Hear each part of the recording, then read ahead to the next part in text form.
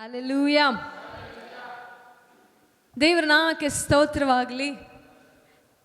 ಕಳೆದ ದಿನ ನಮ್ಮ ಮನೆಯಲ್ಲಿ ಗ್ಯಾಸ್ ಖಾಲಿ ಆಗಿತ್ತು.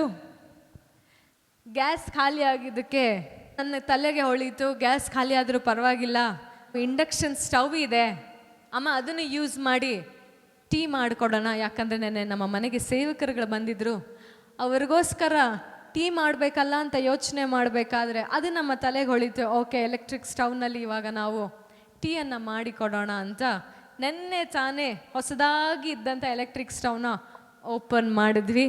ಮೊದಲನೇದಾಗಿ ಅದರಲ್ಲಿ ಸೇವಕರಿಗೆ ಟೀನ ಮಾಡಿಕೊಟ್ವಿ. ನೆನ್ನೆ ತಾನೇ ಗ್ಯಾಸ್ ಬುಕ್ ಮಾಡಿದ್ರಿಂದ ನೆನ್ನೆ ನಮಗೆ ಗ್ಯಾಸ್ ಬರಲಿಲ್ಲ. ಹಾಗಾಗಿ ಸಂಜೆಯ ಊಟನೂ ಕೂಡ ಅದೇ ಎಲೆಕ್ಟ್ರಿಕ್ ಸ್ಟವ್ನಲ್ಲಿ ಮಾಡುವಂಥ ಪರಿಸ್ಥಿತಿ ಬಂತು.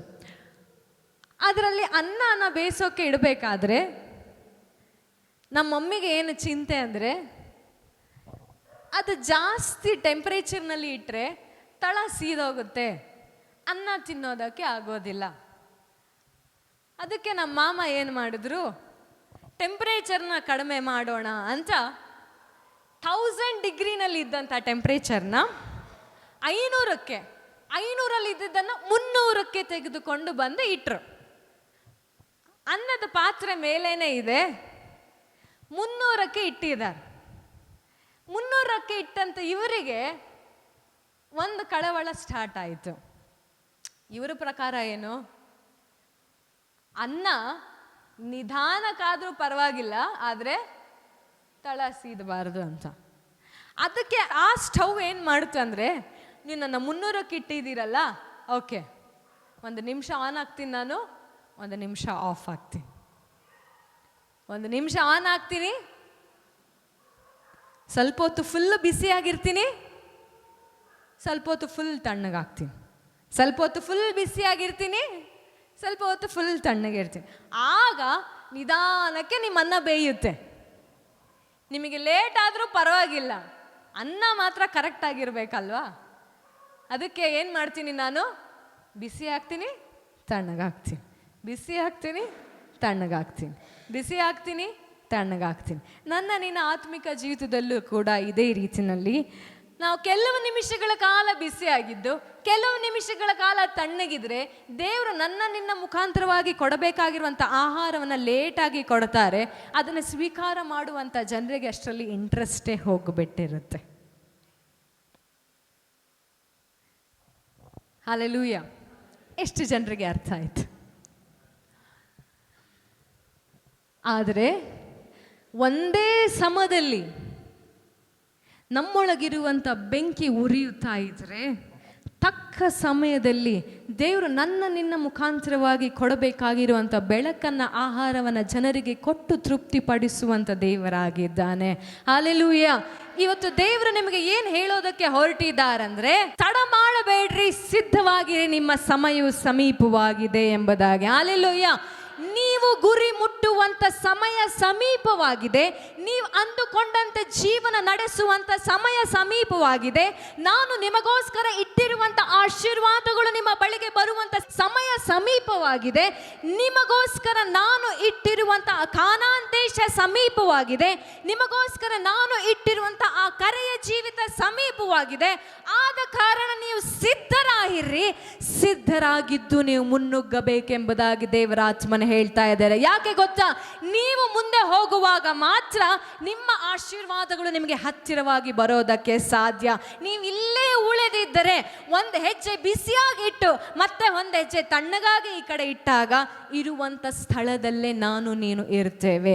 ಯಾಕೆ ನಮ್ಮ ಜೀವಿತದಲ್ಲಿ ಉದ್ಧಾರ ಆಗ್ತಿಲ್ಲ ಗೊತ್ತಾ? ಯಾಕೆ ನನ್ನ ಜೀವಿತದಲ್ಲಿ ಆಶೀರ್ವಾದಗಳು ಬರ್ತಾ ಇಲ್ಲ ಗೊತ್ತಾ? ಒಂದು ದಿನಕ್ಕೆ ನಾವು ಬಿಸಿಯಾಗಿದ್ದರೆ ಒಂದು ದಿನಕ್ಕೆ ನಾವು ಬೆಚ್ಚಗಿರ್ತೇವೆ, ಒಂದು ದಿನಕ್ಕೆ ನಾವು ಬೆಚ್ಚಗಿದ್ರೆ ಇನ್ನೊಂದು ದಿನಕ್ಕೆ ನಾವು ತಣ್ಣಗಾಗ್ಬಿಟ್ಟಿರ್ತೇವೆ. ಆ ತಣ್ಣನೆಯ ಸ್ವಭಾವ ನಮ್ಮ ಕಂಫರ್ಟ್ ಝೋನ್ ಆಗಿರೋದ್ರಿಂದ ಅದೇ ತಣ್ಣನೆಯ ಸ್ವಭಾವದಲ್ಲಿ ಹಲವಾರು ದಿನಗಳು ಇದ್ದು ಬಿಡ್ತೇವೆ. ಆಮೇಲೆ ಏಕಾಏಕಿಯಾಗಿ ಬೆಂಕಿಯನ್ನು ಹಚ್ಚಿಸುವಂಥ ಪ್ರಯತ್ನವನ್ನು ನಾವು ಮಾಡ್ತೇವೆ.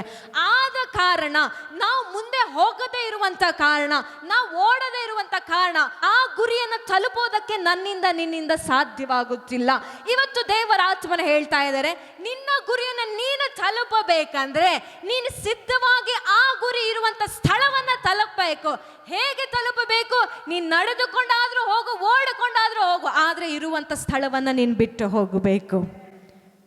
Hallelujah, hallelujah. ಇಲ್ಲ ಅಂದ್ರೆ ಈಗಿರುವಂಥ ಪರಿಸ್ಥಿತಿಗಳಲ್ಲಿ ನಮ್ಮ ಜೀವಿತದಲ್ಲಿ ಯಾವುದೇ ಬದಲಾವಣೆಗಳು ಬರೋದಿಲ್ಲ. ನಮ್ಮನ್ನು ಯಾರು ನೋಡಿ ಆಶ್ಚರ್ಯ ಪಡೋದಿಲ್ಲ. ನಮ್ಮ ವೈರಿಯ ತಲೆಗಳು ಎತ್ತಲ್ಪಡುತ್ತೆ, ನಮ್ಮ ತಲೆಗಳು ಯಾವಾಗಲೂ ಕೆಳಗಿರುತ್ತೆ. ಹಲ್ಲೆಲೂಯಾ. ಆದರೆ ಇವತ್ತು ನಾನು ನಿಮಗೆ ಪ್ರವಾದನಯುಕ್ತವಾಗಿ ಹೇಳ್ತಾ ಇದ್ದೇನೆ, ಸಿದ್ಧರಾಗಿರಿ. ದೇವರು ನಿನಗೋಸ್ಕರ ಇಟ್ಟಿರುವಂಥ ಔತಣದ ಸಮಯ ಹತ್ತಿರವಾಗಿದೆ. ಸಿದ್ಧವಾಗಿರಿ. ನಿನಗೋಸ್ಕರ ದೇವರು ಸಿದ್ಧ ಮಾಡಿರುವಂಥ ಔತಣ ಸಮೀಪವಾಗಿದೆ. ನಿಮಗೋಸ್ಕರ ಕೊಡಬೇಕಾಗಿರುವಂಥ ಔತಣವನ್ನು ತಂದೆಯಾದ ದೇವರು ಸಿದ್ಧ ಮಾಡಿ ಇಟ್ಟುಕೊಂಡಿದ್ದಾರೆ. ಇವತ್ತು ನೀವು ಸಿದ್ಧರಾದರೆ, ನಿಮ್ಮನ್ನು ನೀವು ಬದಲಾಯಿಸಿಕೊಂಡ್ರೆ, ಅಲ್ಲಿಗೆ ನೀವು ಆ ಔತಣದ ಸ್ಥಳಕ್ಕೆ ಹೋಗೋದಕ್ಕೆ ಸಾಧ್ಯ. ಲೂಕನು ಬರೆದ ಸುವಾರ್ತೆ 12ನೇ ಅಧ್ಯಾಯ 35ನೇ ವಚನ. ಲೂಕನು ಬರೆದ ಸುವಾರ್ತೆ 12ನೇ ಅಧ್ಯಾಯ 35ನೇ ವಚನ. 35ರಿಂದ 40 ವಚನಗಳ ತನಕ. ನಿಮ್ಮ ನಡುಗಳು ಕಟ್ಟಿರಲಿ, ನಿಮ್ಮ ದೀವಟಿಗೆಗಳು ಉರಿಯುತ್ತಾ ಇರಲಿ. ಎಲ್ಲರೂ ಹೇಳೋಣವ ಈ ಸಾಲನ್ನ? ನಿಮ್ಮ ನಡುಗಳು ಕಟ್ಟಿರಲಿ, ನಿಮ್ಮ ದೀವಟಿಗೆಗಳು ಉರಿಯುತ್ತಾ ಇರಲಿ. ನೀವಂತೂ ತಮ್ಮ ಯಜಮಾನನು ಬಂದು ತಟ್ಟಿದ ಕೂಡಲೇ ಕದವನ್ನು ತೆರೆಯುವುದಕ್ಕೆ ಸಿದ್ಧವಾಗಿದ್ದು, ಮದುವೆ ಊಟವನ್ನು ಯಾವಾಗ ತೀರಿಸಿಕೊಂಡು ಬರುವನೋ ಎಂದು ಅವನನ್ನು ಎದುರು ನೋಡುತ್ತಿರುವ ಮನುಷ್ಯರಂತಿರಿ. ಯಜಮಾನನು ಬಂದು ಯಾವ ಯಾವ ಆಳುಗಳು ಎಚ್ಚರವಾಗಿರುವುದನ್ನು ಕಂಡುಕೊಳ್ಳುವನು, ಆ ಆಳುಗಳೇ ಧನ್ಯರು. ಆತನೇ ನಡು ಕಟ್ಟಿಕೊಂಡು ಅವರನ್ನು ಊಟಕ್ಕೆ ಕೂಡ್ರಿಸಿ ಹತ್ತಿರಕ್ಕೆ ಬಂದು ಅವರಿಗೆ ಸೇವೆ ಮಾಡುವನು ಎಂಬುದಾಗಿ ನಿಮಗೆ ಸತ್ಯವಾಗಿ ಹೇಳುತ್ತೇನೆ. 2ನೇ ಜಾವದಲ್ಲಿ ಆಗಲಿ 3ನೇ ಜಾವದಲ್ಲಿ ಆಗಲಿ ಬಂದಾತನಿಗೆ ಹಾಗೆ ಕಾಣಿಸಿಕೊಂಡವರು ಧನ್ಯರು. ಕಳ್ಳನು ಬರುವ ಗಳಿಗೆಯು ಮನೆ ಯಜಮಾನನಿಗೆ ತಿಳಿದಿದ್ದರೆ ಅವನು ಎಚ್ಚರವಾಗಿದ್ದು ತನ್ನ ಮನೆಗೆ ಕನ್ನ ಹಾಕಗೊಡಿಸುತ್ತಿರಲಿಲ್ಲವೆಂದು ತಿಳಿದುಕೊಳ್ಳಿರಿ. ನೀವು ಸಹ ಸಿದ್ಧವಾಗಿರ್ರಿ, ನೀವು ನೆನೆಸದ ಗಳಿಗೆಯಲ್ಲಿ ಮನುಷ್ಯ ಕುಮಾರನು ಬರುತ್ತಾನೆ ಅಂದನು. ಹಲ್ಲೆಲೂಯಾ. ಇಲ್ಲಿ ಯೇಸು ಸ್ವಾಮಿ ತನ್ನ ಶಿಷ್ಯರಿಗೆ ಉಪದೇಶವನ್ನ ಮಾಡ್ತಾ ಇದ್ದಾರೆ. ಅಲ್ಲಿ ಒಬ್ಬ ಫರಿಸಾಯನ ಮನೆಯಲ್ಲಿ ಆ ಫರಿಸಾಯನು ಯೇಸು ಸ್ವಾಮಿಯನ್ನು ಇನ್ವೈಟ್ ಮಾಡ್ತಾರೆ. ಇಂದಿನ ಅಧ್ಯಾಯದಲ್ಲಿ ನೀವು ನೋಡಬಹುದು. ಯೇಸು ಸ್ವಾಮಿಯನ್ನು ಇನ್ವೈಟ್ ಮಾಡಿಬಿಟ್ಟು, ಸ್ವಾಮಿ ಇವತ್ತು ನೀನು ನಮ್ಮ ಮನೆಗೆ ಊಟಕ್ಕೆ ಬರಬೇಕಯ್ಯ ಅಂತ ಹೇಳಿ ಯೇಸು ಸ್ವಾಮಿಗೆ ಆಹ್ವಾನವನ್ನು ನೀಡಿದ ನಂತರ ಯೇಸು ಸ್ವಾಮಿ ಅಲ್ಲಿ ಫರಿಸಾಯರ ಬಗ್ಗೆ ಕೆಲವೊಂದು ಮಾತುಗಳನ್ನು ಹೇಳುತ್ತಾ, ಫರಿಸಾಯರು ಎಂಥವರು, ನೀವು ಹೊರಗಿನ ಶುದ್ಧತೆಯನ್ನು ನೋಡ್ತೀರಾ ಫರಿಸಾಯರೇ, ಆದರೆ ಒಳಗಿನ ಶುದ್ಧತೆಯೂ ಕೂಡ ಮುಖ್ಯ ಎಂಬುದನ್ನು ಫರಿಸಾಯರಿಗೆ ತಿಳಿಯಪಡಿಸುತ್ತಾ, ಅವರಿಗೆ ನಾಚಿಕೆ ಪಡಿಸುತ್ತಾ, ಅಂದರೆ ನೀವೆಂಥ ಜ್ಞಾನ ಉಳ್ಳವರಾಗಿದ್ರೂ ಕೂಡ ನಿಮ್ಮ ಎದುರಿಗಿರುವಂಥ ಸತ್ಯವನ್ನ, ನಿಮ್ಮೆದುರಿಗಿರುವಂಥ ಪರಲೋಕ ರಾಜ್ಯವನ್ನು ಸ್ವೀಕಾರ ಮಾಡುವಷ್ಟು ಜ್ಞಾನ ನಿಮ್ಮಲ್ಲಿ ಇಲ್ಲ ಎಂಬುದಾಗಿ ಹೇಳುತ್ತಾ ಅಲ್ಲಿಂದ ಹೊರ ಬರುತ್ತಾರೆ. ಅಲ್ಲಿಂದ ಹೊರ ಬರಬೇಕಾದ್ರೆ ಯೇಸು ಸ್ವಾಮಿ ಈ ಉಪದೇಶವನ್ನ ಮಾಡ್ತಾರೆ. ಅಲ್ಲಿ ಆಲ್ರೆಡಿ ಸಾವಿರಾರು ಜನರು ಯೇಸು ಸ್ವಾಮಿ ಉಪದೇಶವನ್ನ ಕೇಳೋದಕ್ಕೆ ಬಂದು ನಿಂತಿದ್ದಾರೆ. ಬಂದು ನಿಂತಿರಬೇಕಾದ್ರೆ ಯೇಸು ಸ್ವಾಮಿ ತನ್ನ ಮುಂದೆ ಕೂತಿರುವಂತ ಶಿಷ್ಯರ ಜೊತೆಯಾಗಿ ಅಲ್ಲಿ ಕೂಡಿ ಬಂದಂತ ಎಲ್ಲಾ ಜನರಿಗೆ ಈ ರೀತಿಯಾಗಿ ಉಪದೇಶ ಮಾಡ್ತಾ ಇದ್ದಾರೆ. ಮನುಷ್ಯ ಕುಮಾರನು ಬರುವಂತ ಸಮಯ ಯಾವ ಜಾವದಲ್ಲಿ ಬೇಕಾದ್ರೂ ಆಗಬಹುದು. ಅದು 2ನೇ ಜಾವದಲ್ಲಿ ಬೇಕಾದ್ರೂ ಆಗ್ಬೋದು, 3ನೇ ಜಾವದಲ್ಲಿ ಬೇಕಾದ್ರೂ ಆಗ್ಬೋದು. ಹಲ್ಲೆಲೂಯಾ. ಎಷ್ಟು ಜನರಿಗೆ ಗೊತ್ತು 2ನೇ ಜಾವ ಅಂದ್ರೆ ಏನು, 3ನೇ ಜಾವ ಅಂದ್ರೆ ಏನು ಅಂತ?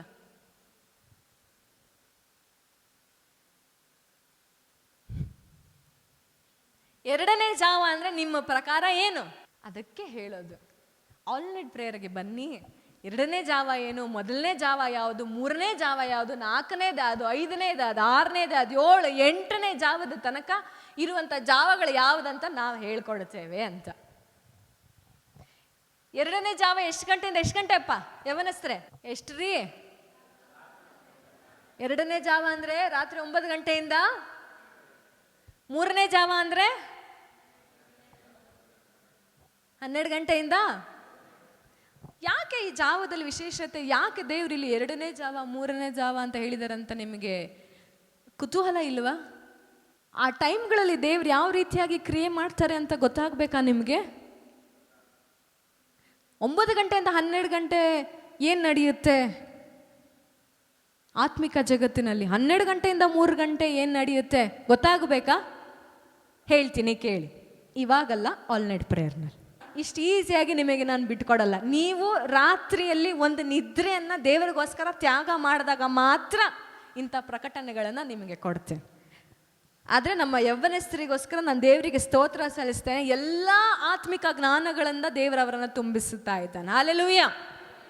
ಯೇಸು ಸ್ವಾಮಿ ಹೇಳ್ತಾರೆ, ಮನುಷ್ಯ ಕುಮಾರನು ಬರುವಂಥ ಸಮಯ 2ನೇ ಜಾವದಲ್ಲಿ ಬೇಕಾದರೂ ಆಗ್ಬೋದು, 3ನೇ ಜಾವದಲ್ಲಿ ಬೇಕಾದರೂ ಆಗ್ಬೋದು. ಅಂದರೆ ಈ ಟೈಮ್ಗಳಲ್ಲಿ ಮನುಷ್ಯರು ರೆಸ್ಟ್ ಮಾಡುವಂಥ ಸಮಯ, ಗಾಢವಾದಂಥ ನಿದ್ರೆಗೆ ಜಾರುವಂಥ ಸಮಯ, ತಮ್ಮ ದಿನನಿತ್ಯದ ಕೆಲಸಗಳೆಲ್ಲವನ್ನ ಮರೆತು ಬಿಟ್ಟು ಅಪ್ಪ ಇವತ್ತಿನ ಕಾಟ ಇವತ್ತಿಗೆ ಮುಗೀತು ಅಂತ ಹೇಳಿ ಮಲಗುವಂಥ ಸಮಯ. ಅಂದರೆ ಅಂಥ ಮಲಗುವಂಥ ಸಮಯದಲ್ಲಿಯೂ ಕೂಡ ಮನುಷ್ಯ ಕುಮಾರನು ಬರ್ತಾನೆ. ಅಂಥ ಸಮಯದಲ್ಲಿ ತನ್ನ ಸೇವಕರು ಮಲಗಿದ್ರೆ ಅಲ್ಲಿ ಔತಣ ಸಿಗೋದಿಲ್ಲ ಅಂತ ಅರ್ಥ. ಒಂದು ವೇಳೆ ಎಚ್ಚರವಾಗಿದ್ರೆ ಅದೇ ಮನುಷ್ಯ ಕುಮಾರನು ನಡುವನ್ನು ಕಟ್ಟಿಕೊಂಡು ಅವರಿಗೆ ಊಟಕ್ಕೆ ಕೂರಿಸುತ್ತಾರೆ. ಇದೇ ನಿಮ್ಮ ಆಶೀರ್ವಾದ. ತಂದೆಯಾದ ದೇವರು ನಿಮಗೆ ಔತಣವನ್ನು ಕೊಡ್ತಾರಲ್ಲ, ವೈರಿಯ ಎದುರಿನಲ್ಲಿ ನಿಮ್ಮ ತಲೆಯನ್ನು ಎತ್ತುವಂತೆ ಮಾಡುತ್ತಾರಲ್ಲ, ಅದೇ ನಿಮ್ಮ ಆಶೀರ್ವಾದ. ಯಾರಿಗೆ ಸಿಗುತ್ತೆ ಈ ಆಶೀರ್ವಾದ? ಎಚ್ಚರವಾಗಿದ್ದು ಯಜಮಾನನಿಗೆ ಕಾಯುವಂಥವರಿಗೆ. ಇಲ್ಲಿ ಕ್ರಿಸ್ತನು ಆತನ ಬರೋಣದ ಬಗ್ಗೆ ಮಾತನಾಡ್ತಾ ಇದ್ದಾನೆ. ಖಂಡಿತವಾಗಿ ಆತನ ಬರೋಣಕ್ಕೆ ನಾವೆಲ್ಲರೂ ಸಿದ್ಧರಾಗ್ತಾ ಇರೋದು. ಆದರೆ ನನಗೆ ಅಲ್ಲಿ ಪರಲೋಕದಲ್ಲಿ ನನಗೆ ಯಾವ ವೈರಿಯೂ ಇರೋದಿಲ್ಲ ನನಗೆ ಔತಣವನ್ನು ಸಿದ್ಧ ಮಾಡೋದಕ್ಕೆ. ಅಲ್ಲಿ ಎಲ್ಲರೂ ನನ್ನ ಮಿತ್ರರೇ, ಎಲ್ಲರೂ ನನ್ನ ಸ್ನೇಹಿತರೆ. ನನಗೆ ಔತಣ ಇಲ್ಲಿ ನಾನಿರಬೇಕಾದ್ರೆ ಬೇಕು. ನನ್ನ ಯಜಮಾನನು ನಾನು ಈ ಭೂಲೋಕದಲ್ಲಿರುವಾಗ ಬಂದು ನನಗೆ ಸಿಗಬೇಕಾಗಿರುವಂಥ ಆಶೀರ್ವಾದವನ್ನು ನನಗೆ ಕೊಟ್ಟು ನನಗೆ ಔತಣವನ್ನು ಕೊಡಬೇಕು. ನನಗೆ ಆ ಆಶೀರ್ವಾದ ಬೇಕು. ಎಷ್ಟು ಜನರಿಗೆ ಆ ಆಶೀರ್ವಾದ ಬೇಕು? ಪರಲೋಕ ನಮಗೆ ಪರ್ಮನೆಂಟ್, ಅಲ್ಲಿ ಆಶೀರ್ವಾದದ ಮೇಲೆ ಆಶೀರ್ವಾದ.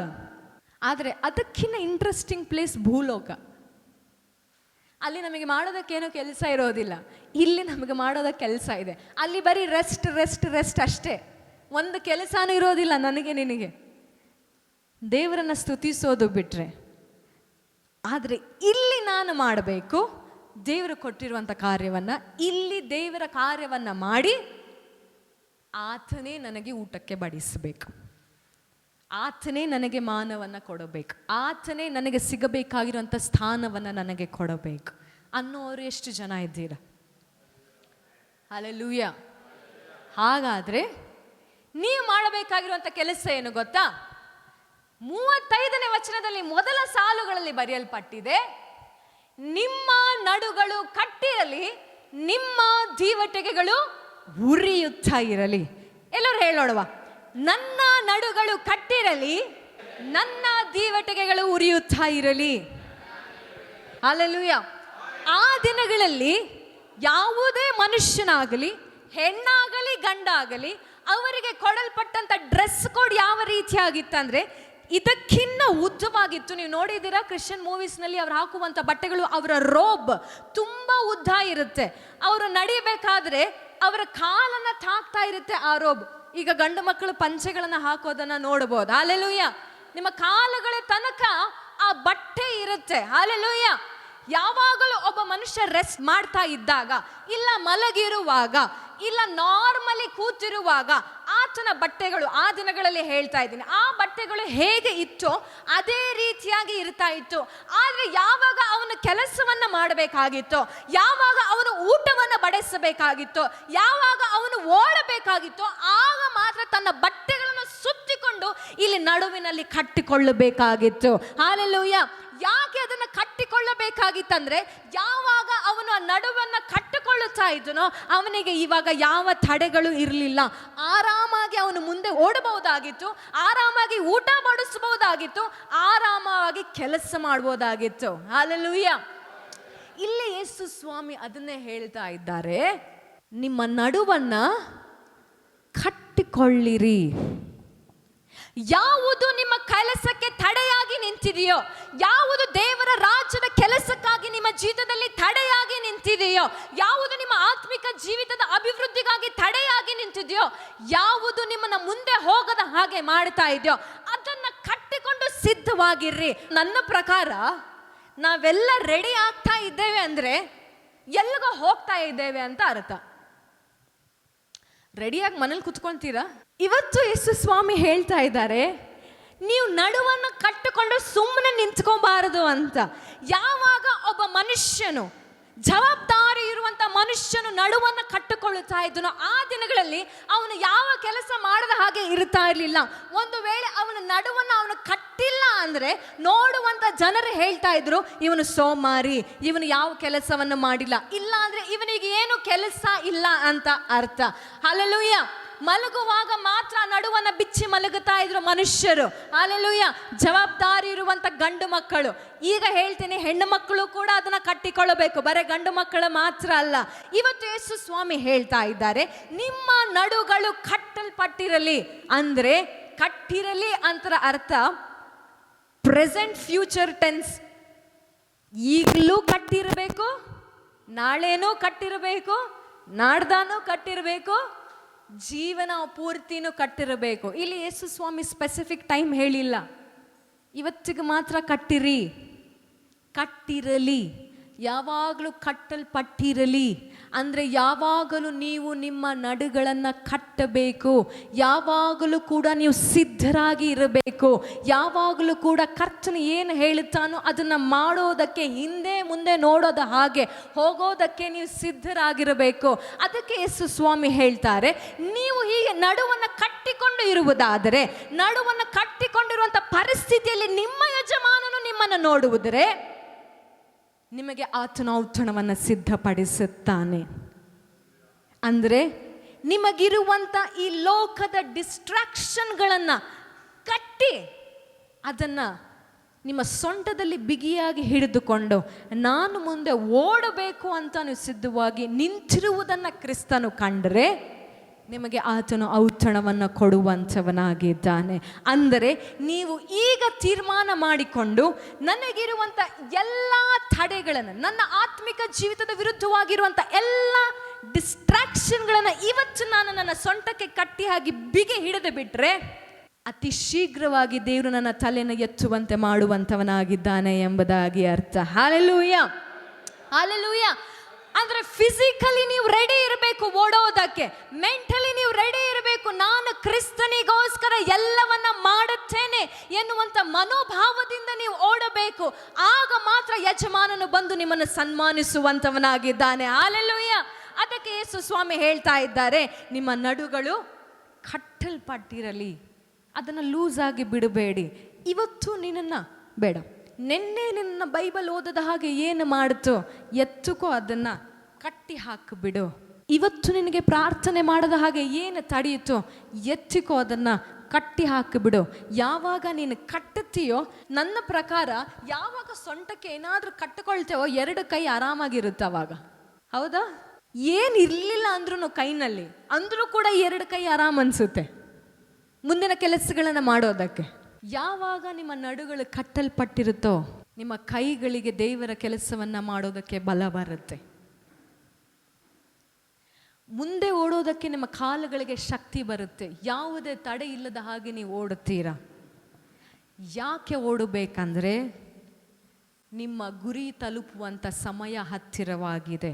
ಎಲ್ಲರಿಗೂ ಹೇಳ್ತಾ ಇದ್ದೇನೆ, ನಿಮ್ಮ ಜೀವಿತದಲ್ಲಿ ಸ್ಪೀಡ್ ಬರಬೇಕಂದ್ರೆ, ನೀವು ಅಂದುಕೊಂಡಂಥ ಕಾರ್ಯಗಳು ಬೇಗ ಬೇಗ ನಡೆಯಬೇಕಂದ್ರೆ, ಇವತ್ತು ಹೇಳ್ತಾ ಇದ್ದೀನಿ, ನಿಮ್ಮ ಜೀವಿತಕ್ಕೆ, ನಿಮ್ಮ ಆತ್ಮಿಕ ಜೀವಿತಕ್ಕೆ, ನಿನ್ನ ಮತ್ತು ದೇವರ ಸಂಬಂಧದ ಮಧ್ಯದಲ್ಲಿ ನಿಂತಿರುವಂಥ ಎಲ್ಲ ತಡೆಗಳನ್ನು ಇವತ್ತು ನೀನು ಕಟ್ಟಿ ಹಾಕಿದರೆ, ನೀನು ಅಂದುಕೊಂಡ ರೀತಿಯಲ್ಲಿ ಆಶೀರ್ವಾದಗಳು ನಿನ್ನನ್ನು ಹುಡುಕಿಕೊಂಡು ಬರುತ್ತೆ. ನೀನಿರುವಂಥ ಸ್ಥಿತಿಗಳಲ್ಲಿ ನೀನು ಇರುವುದಿಲ್ಲ. ಕರ್ತನು ನಿನ್ನ ತಲೆಯನ್ನು ಮೇಲೆತ್ತುವಂಥವನಾಗಿದ್ದಾನೆ. ಕರ್ತನು ನಿಮ್ಮ ತಲೆಯನ್ನು ಮೇಲೆತ್ತುವಂಥವನಾಗಿದ್ದಾನೆ. ಕರ್ತನು ನಿಮ್ಮ ತಲೆಯನ್ನು ಮೇಲೆತ್ತುವಂತನಾಗಿದ್ದಾನೆ. ಆದರೆ ಯಾವುದರಲ್ಲಿ ಕಟ್ಟಬೇಕು ಗೊತ್ತಾ? ಎಫೆಸ 6 ಏನು ಹೇಳುತ್ತೆ? ಸತ್ಯವೆಂಬ ನಡುಕಟ್ಟನ್ನ ಕಟ್ಟಿಕೊಳ್ಳಿರಿ.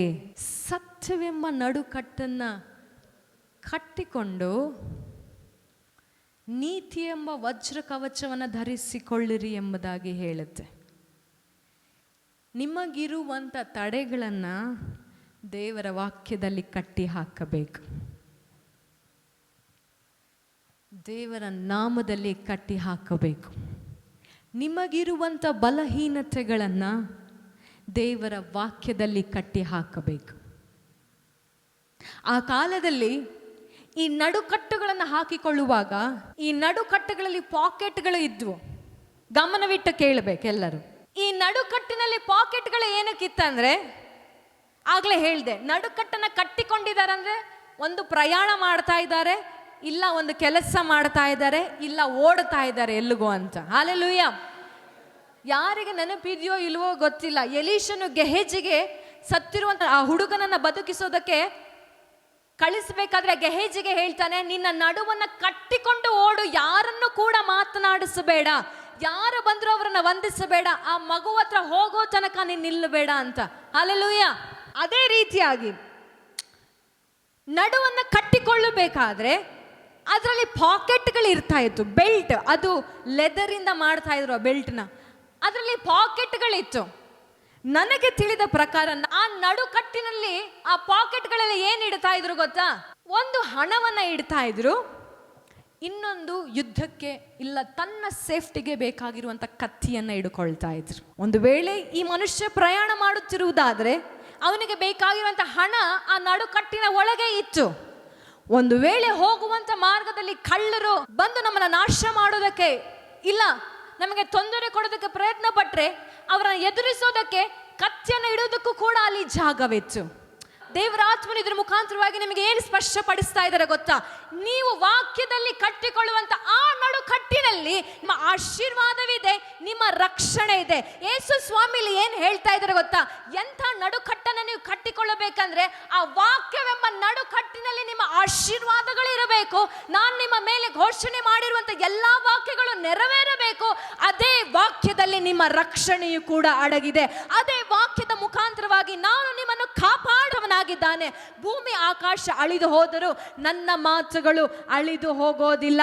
ನಾನು ನಿನ್ನನ್ನು ಅಂಗೈಯಲ್ಲಿ ಚಿತ್ರಿಸಿದ್ದೇನೆ.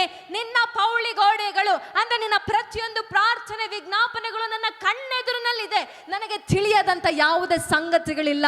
ಹಾಗಾಗಿ ನಾನು ಯಾವಾಗಲೂ ನಿನ್ನನ್ನು ಕಾಪಾಡೋದಕ್ಕೆ ಸಿದ್ಧನಾಗಿರುತ್ತೇನೆ.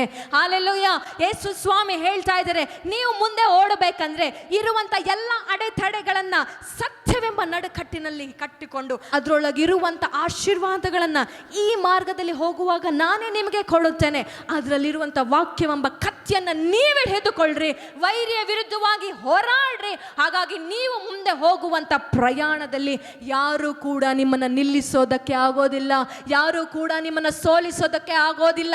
ನೀನು ಗುರಿಯನ್ನ ಮುಚ್ಚುವ ತನಕ ಈ ಎರಡು ಸಂಗತಿಗಳನ್ನ ಹಿಡಿದುಕೊಂಡು ಓಡುತ್ತಾ ಇದ್ದರೆ ನೀನು ಅಂದುಕೊಂಡಿರುವ ಹಾಗೆ ನಿನ್ನ ಮೇಲೆ ಘೋಷಣೆ ಆಗಿರುವಂತ ಆಶೀರ್ವಾದಗಳಲ್ಲಿ ನೀನು ಜೀವಿಸುವಂತವನಾಗಿದ್ಯಾ.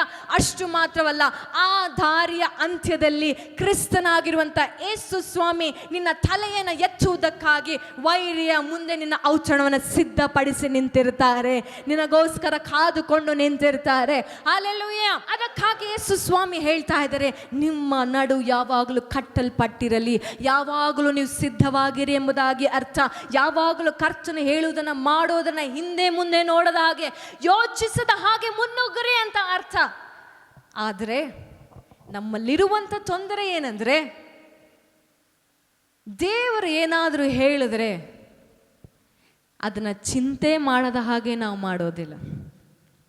ನನ್ನನ್ನು ಆದಿಯಾಗಿಕೊಂಡು ಹೇಳ್ತಾ ಇದ್ದೆ, ಯೇಸು ಸ್ವಾಮಿ ಏನಾದರೂ ಹೇಳಿದರೆ ಅದನ್ನು ಯೋಚನೆ ಮಾಡದ ಹಾಗೆ ಮಾಡೋದಿಲ್ಲ. ಯೇಸು ಸ್ವಾಮಿ ಈ ಕೆಲಸವನ್ನು ಬಿಟ್ಟು ಬಾ, ನಾನು ನಿನಗೋಸ್ಕರ ದೊಡ್ಡ ಆಶೀರ್ವಾದವನ್ನು ಇಟ್ಟಿದ್ದೇನೆ ಅಂದರೆ, ಅಯ್ಯೋ ಇವಾಗ ಕೆಲಸ ಬಿಟ್ಟರೆ ಮುಂದಿನ ತಿಂಗಳು ಹೇಗೆ ಊಟ ಮಾಡಲಿ, ಹೇಗೆ ಓಡಾಡಲಿ, ನನ್ನ ಅವಶ್ಯಕತೆಗಳು ಹೇಗೆ ಪೂರೈಕೆ ಆಗುತ್ತೆ. ದೇವರು ಇವತ್ತು ಈ ಊರನ್ನು ಬಿಟ್ಟು ಬಾ ಅಂತ ಹೇಳಿದ್ರೆ, ನನಗಲ್ಲಿ ಯಾರೂ ಗೊತ್ತಿಲ್ವಲ್ಲ, ಮನೆ ಹೇಗೆ ಹುಡುಕಲಿ, ಏನು ಮಾಡಲಿ. ನಮ್ಮ ತಂದೆ ತಾಯಿ ಗೊತ್ತಿಲ್ಲದ ಊರಿನಲ್ಲಿ ಬಂದು ಸೇವೆಯನ್ನು ಆರಂಭ ಮಾಡಿದ್ದು. ಅವತ್ತು ಅವರು ದೇವರ ಹೇಳಿದ ಮಾತಿನ ಮೇರೆಗೆ ಎಲ್ಲವನ್ನ ಬಿಟ್ಟು ಬಂದಿದ್ದಕ್ಕೆ ಇವತ್ತು ದೇವರು ಅವರನ್ನು ಮಾನಿಸಿ ಉನ್ನತ ಸ್ಥಾನದಲ್ಲಿ ಇಟ್ಟಿರೋದು. ಆದರೆ ನಾವು ಒಂದನ್ನು ಸ್ಯಾಕ್ರಿಫೈಸ್ ಮಾಡೋದಕ್ಕೆ ರೆಡಿ ಇಲ್ಲ. ಇದೊಂದನ್ನು ನಾವು ಸ್ಯಾಕ್ರಿಫೈಸ್ ಮಾಡಿದ್ರೆ, ಸೀಕ್ರೆಟ್ ಹೇಳ್ತಾ ಇದ್ದೀನಿ ಕೇಳಿ ನಿಮಗೆ, ನೀವು ಈ ನಡುವನ್ನು ಧೈರ್ಯವಾಗಿ ಕಟ್ಟಿಕೊಂಡು ಓಡಿ ನಿಮ್ಮ ಗುರಿಯನ್ನು ಮುಟ್ಟುತ್ತೀರ. 100% ಗ್ಯಾರಂಟೀಡ್. ಆದರೆ ನಿಮ್ಮ ಕಡೆಯಿಂದ ಒಂದು ತ್ಯಾಗ ಆಗಬೇಕು. ಹೇಳ ಏನು ತ್ಯಾಗ ಅಂತ? ನೀವು ಚಿಂತೆ ಮಾಡೋದನ್ನು ಬಿಟ್ಟು ಬಿಡಬೇಕು. ಅತಿಯಾದ ಯೋಚನೆ ಮಾಡೋದನ್ನು ಬಿಟ್ಟು ಬಿಡಬೇಕು. ಇದು ನಾನಲ್ಲ ರೀ ಹೇಳ್ತಾ ಇರೋದು. ಈ ನಡುವನ್ನು ನೀವು ಕಟ್ಟಿಕೊಳ್ಳಬೇಕು. ನಿಮ್ಮ ಬೆಂಕಿ ಯಾವಾಗಲೂ ಉರಿಯುತ್ತಾ ಇರಬೇಕು ಅಂತ ಹೇಳಿದಂಥ ನಜರೇತಿನ ಯೇಸು ಸ್ವಾಮಿಯೇ ಈ ವಚನದ ಕೆಲವು ಸಾಲಿನ ಹಿಂದೆಯಷ್ಟೇ ಹೇಳ್ತಾರೆ, ಚಿಕ್ಕ ಹಿಂಡೆ ನೀನು ಹೆದರಬೇಡ, ತಂದೆಯಾದ ದೇವರು ಪರಲೋಕ ರಾಜ್ಯವನ್ನು ನಿಮಗೆ ಕೊಡೋದಕ್ಕೆ ಸಂತೋಷ ಪಡುತ್ತಾನೆ. ಹಾಗಾಗಿ ಏನು ಉಡಬೇಕು, ಏನು ತೊಡಬೇಕು, ಏನು ತಿನ್ನಬೇಕು, ಎಲ್ಲಿ ಹೋಗಬೇಕು ಅದರ ಬಗ್ಗೆ ಯೋಚನೆ ಮಾಡಬೇಡ್ರಿ. ಇವತ್ತು ಹುಟ್ಟಿ ನಾಳೆ ಹೊಲೆಯ ಪಾಲಾಗುವಂಥ ಹುಲ್ಲುಗಳಿಗೆ, ಹೂವುಗಳಿಗೆ ಆ ರೀತಿ ದೇವರು ಉಡಿಸಿದರೆ ಅದಕ್ಕಿಂತ ಹೆಚ್ಚಿನದಾಗಿರುವಂಥ ನಿಮಗೆ ದೇವರು ಎಷ್ಟು ಉಡಿಸಾರು. ಯಾವುದೇ ವಾಕ್ಯಗಳು ಅಚಾನಕ್ಕಾಗಿ ಮೇಲೆ ಕೆಳಗೆ ಬರೋದಿಲ್ಲ. ಅದಕ್ಕೆ ನಾನು ಬೈಬಲ್ ಸ್ಟಡಿ ಮಾಡಿ ಅಂತ ಹೇಳ್ತಾ ಇರೋದು. ದೇವರಿಗೋಸ್ಕರ ಓಡಬೇಕೆಂಬುದಾಗಿ ನಾನು ನೀನು ಸಿದ್ಧ ಮಾಡಿಕೊಂಡ್ರೆ ಮೊದಲು ಮೈಂಡ್ ಫ್ರೀ ಆಗಬೇಕು. ಆಗ ಈ ದೇಹ ತನ್ನಷ್ಟಕ್ಕೆ ತಾನೇ ಸಿದ್ಧ ಆಗತ್ತೆ. ಅದಕ್ಕೆ ದೇವರು ನಡುವನ್ನು ಕಟ್ಟಿಕೊಳ್ಳೋದಕ್ಕಿಂತ ಮುಂಚೆನೇ ಹೇಳಿಬಿಟ್ರು. ಅಲ್ಲಿ ಒಬ್ಬ ಯೌವನಸ್ಥನ ಬಂದು ಹೇಳ್ತಾನೆ ದೇವರಿಗೆ, ಯೇಸು ಸ್ವಾಮಿಗೆ, ನಮ್ಮ ಅಣ್ಣಗೆ ನಂಗೆ ಆಸ್ತಿನಲ್ಲಿ ಪಾಲು ಕೊಡೋದಕ್ಕೆ ಹೇಳಪ್ಪ ಅಂತ. ಯೇಸು ಸ್ವಾಮಿಗೆ ಕೋಪ ಬರುತ್ತೆ. ನನ್ನನ್ನು ನೀನು ನ್ಯಾಯಾಧಿಪತಿ ಅಂದ್ಕೊಂಡಿದ್ದೀಯಾ? ಯಾರೆಲ್ಲ ಈಗ ದೇವರು ನನ್ನನ್ನು ಕರೀತಾ ಇದ್ದಾರೆ, ಈಗ ದೇವರು ನನ್ನನ್ನು ಈ ಬಿಸ್ನೆಸ್ಸನ್ನು ಬಿಟ್ಟು ಇನ್ನೊಂದು ಬಿಸ್ನೆಸ್ ಮಾಡು ಅಂತಿದ್ದಾರೆ, ದೇವರ ಸೇವಕರ ಮುಖಾಂತರನೋ ದೇವರ ವಾಕ್ಯದ ಮುಖಾಂತರನೋ ನಾನು ಈ ಊರನ್ನು ಬಿಟ್ಟು ಇನ್ನೊಂದು ಊರಿಗೆ ಹೋಗಿ ಸೇವೆನ ಶುರು ಮಾಡಬೇಕಂತಿದ್ದಾರೆ, ನಾನು ಈ ಕೆಲಸವನ್ನು ಬಿಟ್ಟು ಇರುವಂಥ ಕೆಲಸವನ್ನು ಬಿಟ್ಟು ದೇವರ ರಾಜ್ಯಕ್ಕೋಸ್ಕರ ಏನಾದರೂ ಮಾಡಬೇಕಂತ ದೇವರು ಹೇಳ್ತಾ ಇದ್ದಾರೆ ಅಂದಾಗ, ಅಯ್ಯೋ ನಾಳೆಗೆ ನಾನೇನು ಮಾಡಲಿ ಎಸಪ್ಪ, ಇವಾಗಂತೂ ನನ್ನ ಹತ್ರ ದುಡ್ಡಿಲ್ಲ, ಇರೋದನ್ನು ನನ್ನವ್ರು ಯಾರೂ ಕೊಡ್ತಾ ಇಲ್ಲ ಅನ್ನೋ ಮನೋಭಾವನೆಯಿಂದ ಹೋದರೆ ಯೇಸು ಸ್ವಾಮಿ ನಿಮ್ಮ ಮೇಲೆ ಕೋಪ ಮಾಡ್ಕೊಳ್ಳೋದಂತೂ ಖಂಡಿತ. ನಿಮಗೆ ಸಹಾಯ ಮಾಡದೇ ಇರೋಷ್ಟು ಕಟಕನ ನಾನು? ನನ್ನ ಕೆಲಸಕ್ಕೆ ಬಂದಿದ್ದೇನೆ ಅಂದ ಮೇಲೆ ನಿನಗೆ ಕೊಡಬೇಕಾಗಿರುವಂಥ ಅಗತ್ಯತೆಗಳನ್ನು ಪೂರೈಸದಿರೋಷ್ಟು ದ್ರೋಹಿನ ನಾನು? ಒಂದು ಮಾತನ್ನು ಹೇಳ್ತೀನಿ ಕೇಳಿ. ಇವತ್ತು ನಿಮ್ಮ ಆಶೀರ್ವಾದಗಳನ್ನು ನೀವು ಸೇರದೆ ಇರೋದಕ್ಕೆ ಕಾರಣ ದೇವರು ಹೇಳಿದಂಥ ಸಂಗತಿಗಳನ್ನು ಬಿಡದ ಹಾಗೆ ಅಲ್ಲೇ ಇರುವುದು.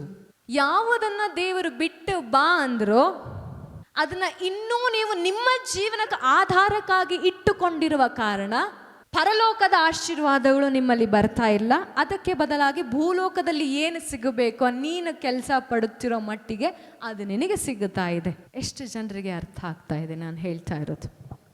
ನಿಮ್ಮಲ್ಲಿ ಕ್ರಿಯೆ ಮಾಡ್ತಾ ಇದೆಯಾ? ಏನಾದರೂ ದೇವರಾತ್ಮನ ಹೇಳ್ತಾ ಇದ್ದಾರಾ ಏನು ಮಾಡಬೇಕು ನಾವು ಅಂತ? ನಿಮ್ಮ ತಲೆ ಎತ್ತಲ್ಪಡಬೇಕಂದ್ರೆ ನೀವು ತ್ಯಾಗಗಳನ್ನು ಮಾಡಲೇಬೇಕು. ದೇವರಿಗೋಸ್ಕರ. ದೇವರು ಬಿಟ್ಟು ಬಾ ಅಂತ ಹೇಳೋದನ್ನು ಬಿಟ್ಟು ಬರಬೇಕು.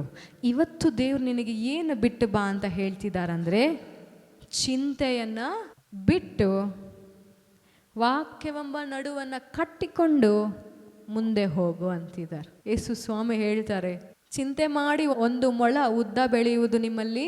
ಹೇಳಿ, ನಿಮಗೆ ಕೇಳ್ತೀನಿ ಪ್ರಶ್ನೆ. ಒಂದು ವಾರ ಟೈಮ್ ಕೊಡ್ತೀನಿ ನಿಮಗೆ. ಒಂದ್ರ ಬಗ್ಗೆ ಚಿಂತೆ ಮಾಡಿಕೊಂಡೇ ಬನ್ನಿ. ಒಂದೇ ವಿಷಯದಲ್ಲಿ ಚಿಂತೆ ಮಾಡ್ಕೊಂಡು ಬನ್ನಿ.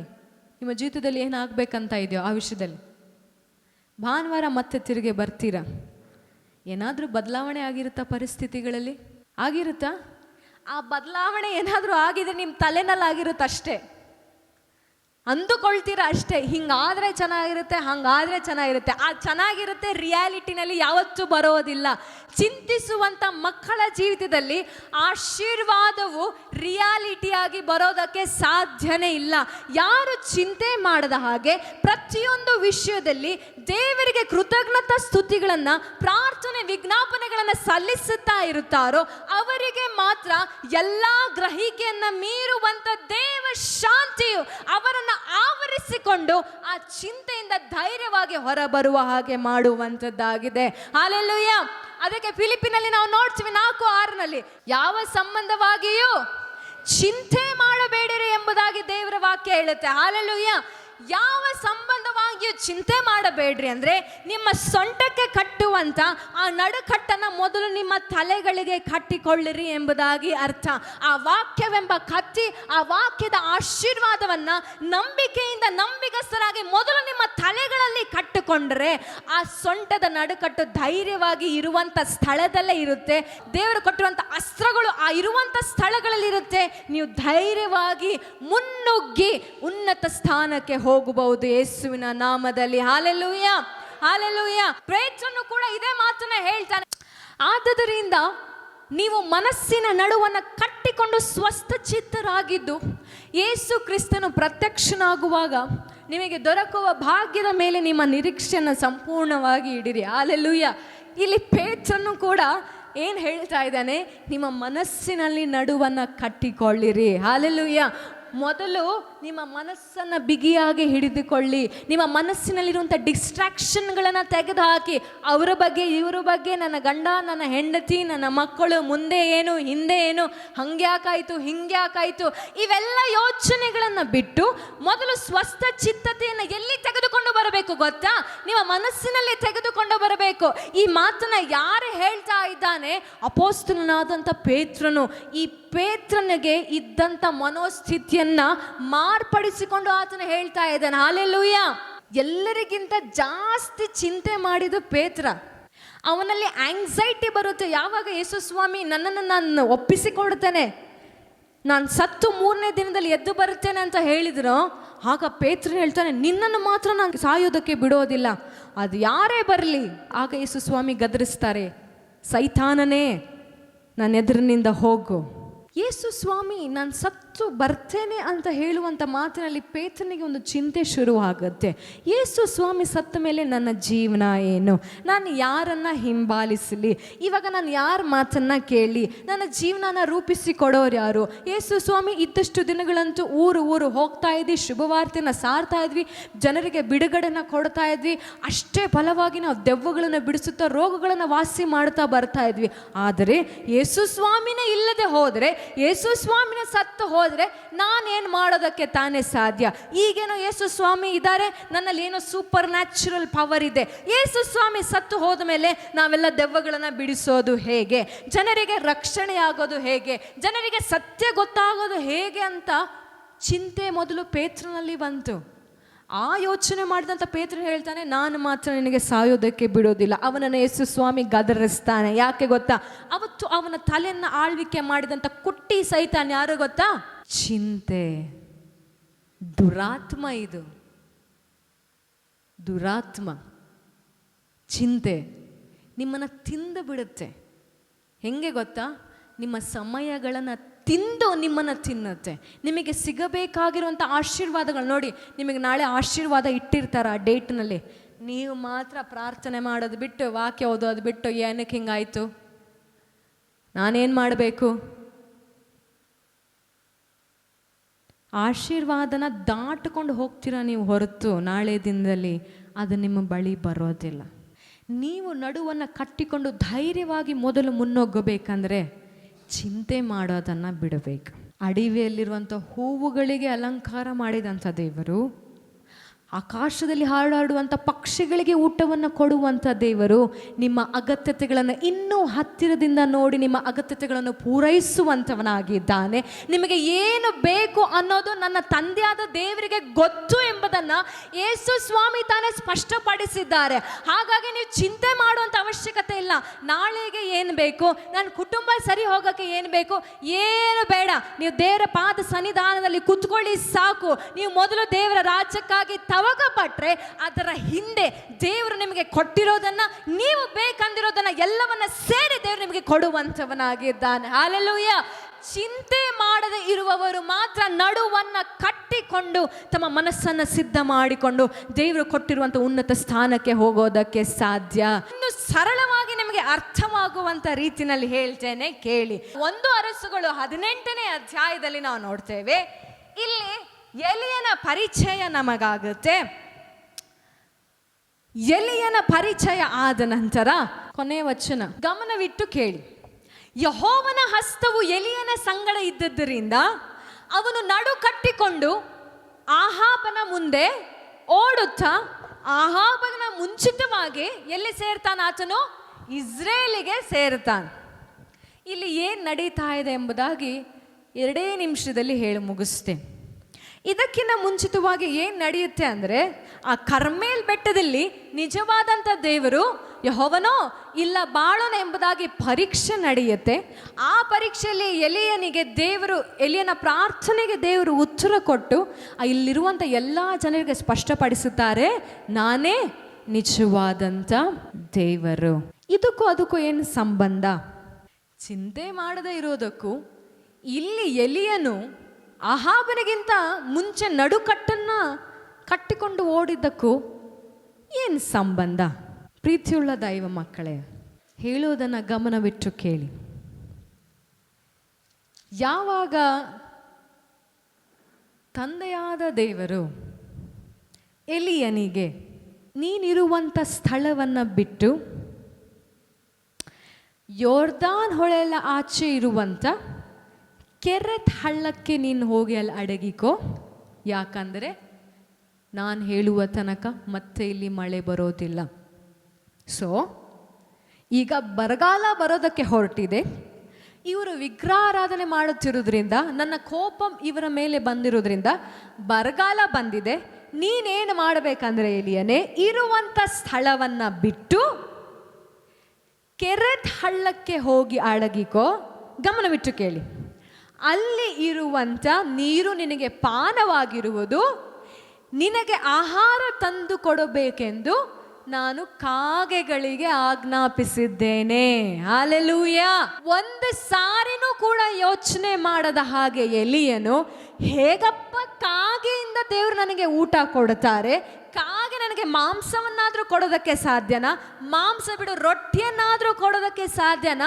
ಕಾಗೆ ಏನು ಸಿಗುತ್ತೋ ಅದೆಲ್ಲವನ್ನ ತಿಂದು ಬಿಡುತ್ತಲ್ಲ ಅನ್ನುವಂಥ ಯೋಚನೆನ ಒಂದು ಕ್ಷಣವೂ ಕೂಡ ಮಾಡದ ಹಾಗೆ, ನನ್ನ ಸುತ್ತಲಿರುವಂಥ ಇಡೀ ಪ್ರದೇಶದಲ್ಲಿ ಬರಗಾಲ ಇರುತ್ತೆ, ಆದರೆ ನನಗೆ ಮಾತ್ರ ಹೇಗೆ ದೇವರು ನೀರನ್ನು ಕೊಡ್ತಾರೆ, ನನ್ನ ದಾಹವನ್ನು ಮಾತ್ರ ಹೇಗೆ ದೇವರು ತೀರಿಸ್ತಾರೆ ಅನ್ನುವಂಥ ಯೋಚನೆಯನ್ನು ಕೂಡ ಮಾಡದ ಹಾಗೆ ಎಲಿಯನು ಏನು ಮಾಡ್ತಾನೆ ಗೊತ್ತಾ?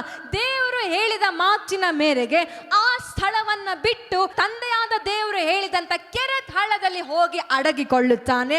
ಅಲ್ಲಿ ಅವನು ಇರುವಷ್ಟು ದಿನ ಆ ನೀರು ಅವನಿಗೆ ಪಾನವಾಗಿರುತ್ತೆ, ಅಲ್ಲಿ ಕಾಗೆಗಳು ಅವನಿಗೆ ಊಟವನ್ನು ಕೊಡುತ್ತೆ. ಚಿಂತೆ ಮಾಡದೇ ಇರುವಾಗ, ದೇವರಿಗೆ ಮರು ಪ್ರಶ್ನೆ ಮಾಡದೆ ದೇವರು ಹೇಳಿದಂತೆ ಇರುವಂಥ ಸ್ಥಳಗಳನ್ನು ನಾವು ಬಿಟ್ಟು ಹೋಗುವಾಗ, ರೊಟ್ಟಿ ಅಲ್ಲ ಮಾಂಸವನ್ನು ತಿನ್ನದಂಥ ಕಾಗೆಯನ್ನು ಕೂಡ ದೇವರು ಸೃಷ್ಟಿ ಮಾಡಿ ನಿನ್ನ ಬಳಿಗೆ ಊಟವನ್ನು ಕಳಿಸಿಕೊಡುತ್ತಾರೆ. ನಿನ್ನ ಆಹಾರವನ್ನು ಯಾರು ಕೂಡ ಕದ್ದುಕೊಳ್ಳುವ ಹಾಗೆ ಆತನು ಅವಕಾಶವನ್ನು ಕೊಡೋದಿಲ್ಲ. ನಿನಗೆ ಸೇರಬೇಕಾಗಿರುವಂಥ ಆಶೀರ್ವಾದಗಳನ್ನು ನಿನ್ನ ಬಳಿಗೆ ತೆಗೆದುಕೊಂಡು ಬರ್ತಾರೆ. ಹಲ್ಲೆಲೂಯಾ. ಏನೂ ಚಿಂತೆ ಮಾಡದ ಹಾಗೆ ಇದ್ದಂಥ ಈ ಎಲಿಯನ ಜೀವಿತದಲ್ಲಿ ದೇವರು ಅವನ ಎಲ್ಲ ಪ್ರಾರ್ಥನೆಗಳಿಗೆ ಉತ್ತರ ಕೊಟ್ಟರು. ಅರ್ಥ ಆಗ್ತಿದೆಯಾ? ಫಿಲಿಪಿನಲ್ಲಿ ನಾವು ಓದಿದ್ವಿ, ಯಾವ ಸಂಬಂಧವಾಗಿಯೂ ಚಿಂತಿಸದೆ ಎಲ್ಲ ವಿಷಯಗಳಲ್ಲಿ. ಅದಕ್ಕೆ ಉದಾಹರಣೆಯಾಗಿ ಎಲಿಯನು ಯಾವ ವಿಷಯದಲ್ಲಿ ಚಿಂತೆ ಮಾಡಲಿಲ್ಲ. ಊಟ ಅಲ್ಲಿದೆಯೋ, ಅಲ್ಲಿ ನೀರಿದೆಯೋ, ನನಗದು ಬೇಡ. ದೇವರು ನನಗೆ ಹೇಳಿದಾರಾ, ನಾನು ಹೋಗ್ತೇನೆ. ದೇವರು ನನಗೆ ಕೆಲಸ ಬಿಡು ಅಂದ್ರ ನಾನು ಬಿಡ್ತೇನೆ. ದೇವರು ನನಗೆ ಬೇರೆ ಊರಿಗೆ ಹೋಗು ಅಂದ್ರ ನಾನು ಹೋಗ್ತೇನೆ. ದೇವರು ನನಗೆ ಬಿಸ್ನೆಸ್ ಸ್ಟಾರ್ಟ್ ಮಾಡು ಅಂದ್ರ ನಾನು ಮಾಡ್ತೇನೆ. ಪ್ರಾಫಿಟೋ ಲಾಸೋ, ದೇವರು ನನ್ನನ್ನು ಅಲ್ಲಿ ಕರೀತಾ ಇದ್ದಾನೆ, ಖಂಡಿತವಾಗಿ ನನಗೆ ಒಳ್ಳೆಯದನ್ನೇ ಮಾಡುವಂಥವನಾಗಿದ್ದಾನೆ.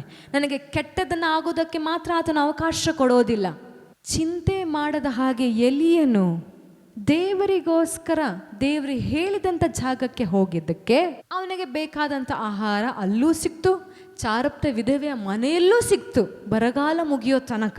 ಅದಾದ ನಂತರ ಈತನ ಪ್ರಾರ್ಥನೆಗೆ ದೇವರು ಉತ್ತರ ಕೊಟ್ಟು ಪರಲೋಕದಿಂದ ಬೆಂಕಿಯನ್ನು ಕೂಡ ತೆಗೆದುಕೊಂಡು ಬಂದರು. ನೋಡಿ, ಪರಲೋಕದ ಬೆಂಕಿ ನಿಮ್ಮೊಳಗೆ, ನೀವಿರುವಂಥ ಸ್ಥಳದಲ್ಲಿ ಬರಬೇಕು. ನಿಮ್ಮ ಪ್ರಾರ್ಥನೆಗಳಿಗೆ ಉತ್ತರ ಸಿಗಬೇಕಂದ್ರೆ ಅದರ ಸೀಕ್ರೆಟ್ ಏನು ಗೊತ್ತಾ? ಚಿಂತೆ ಮಾಡದ ಹಾಗೆ ಪ್ರಾರ್ಥನೆ ಮಾಡಬೇಕು ನೀವು.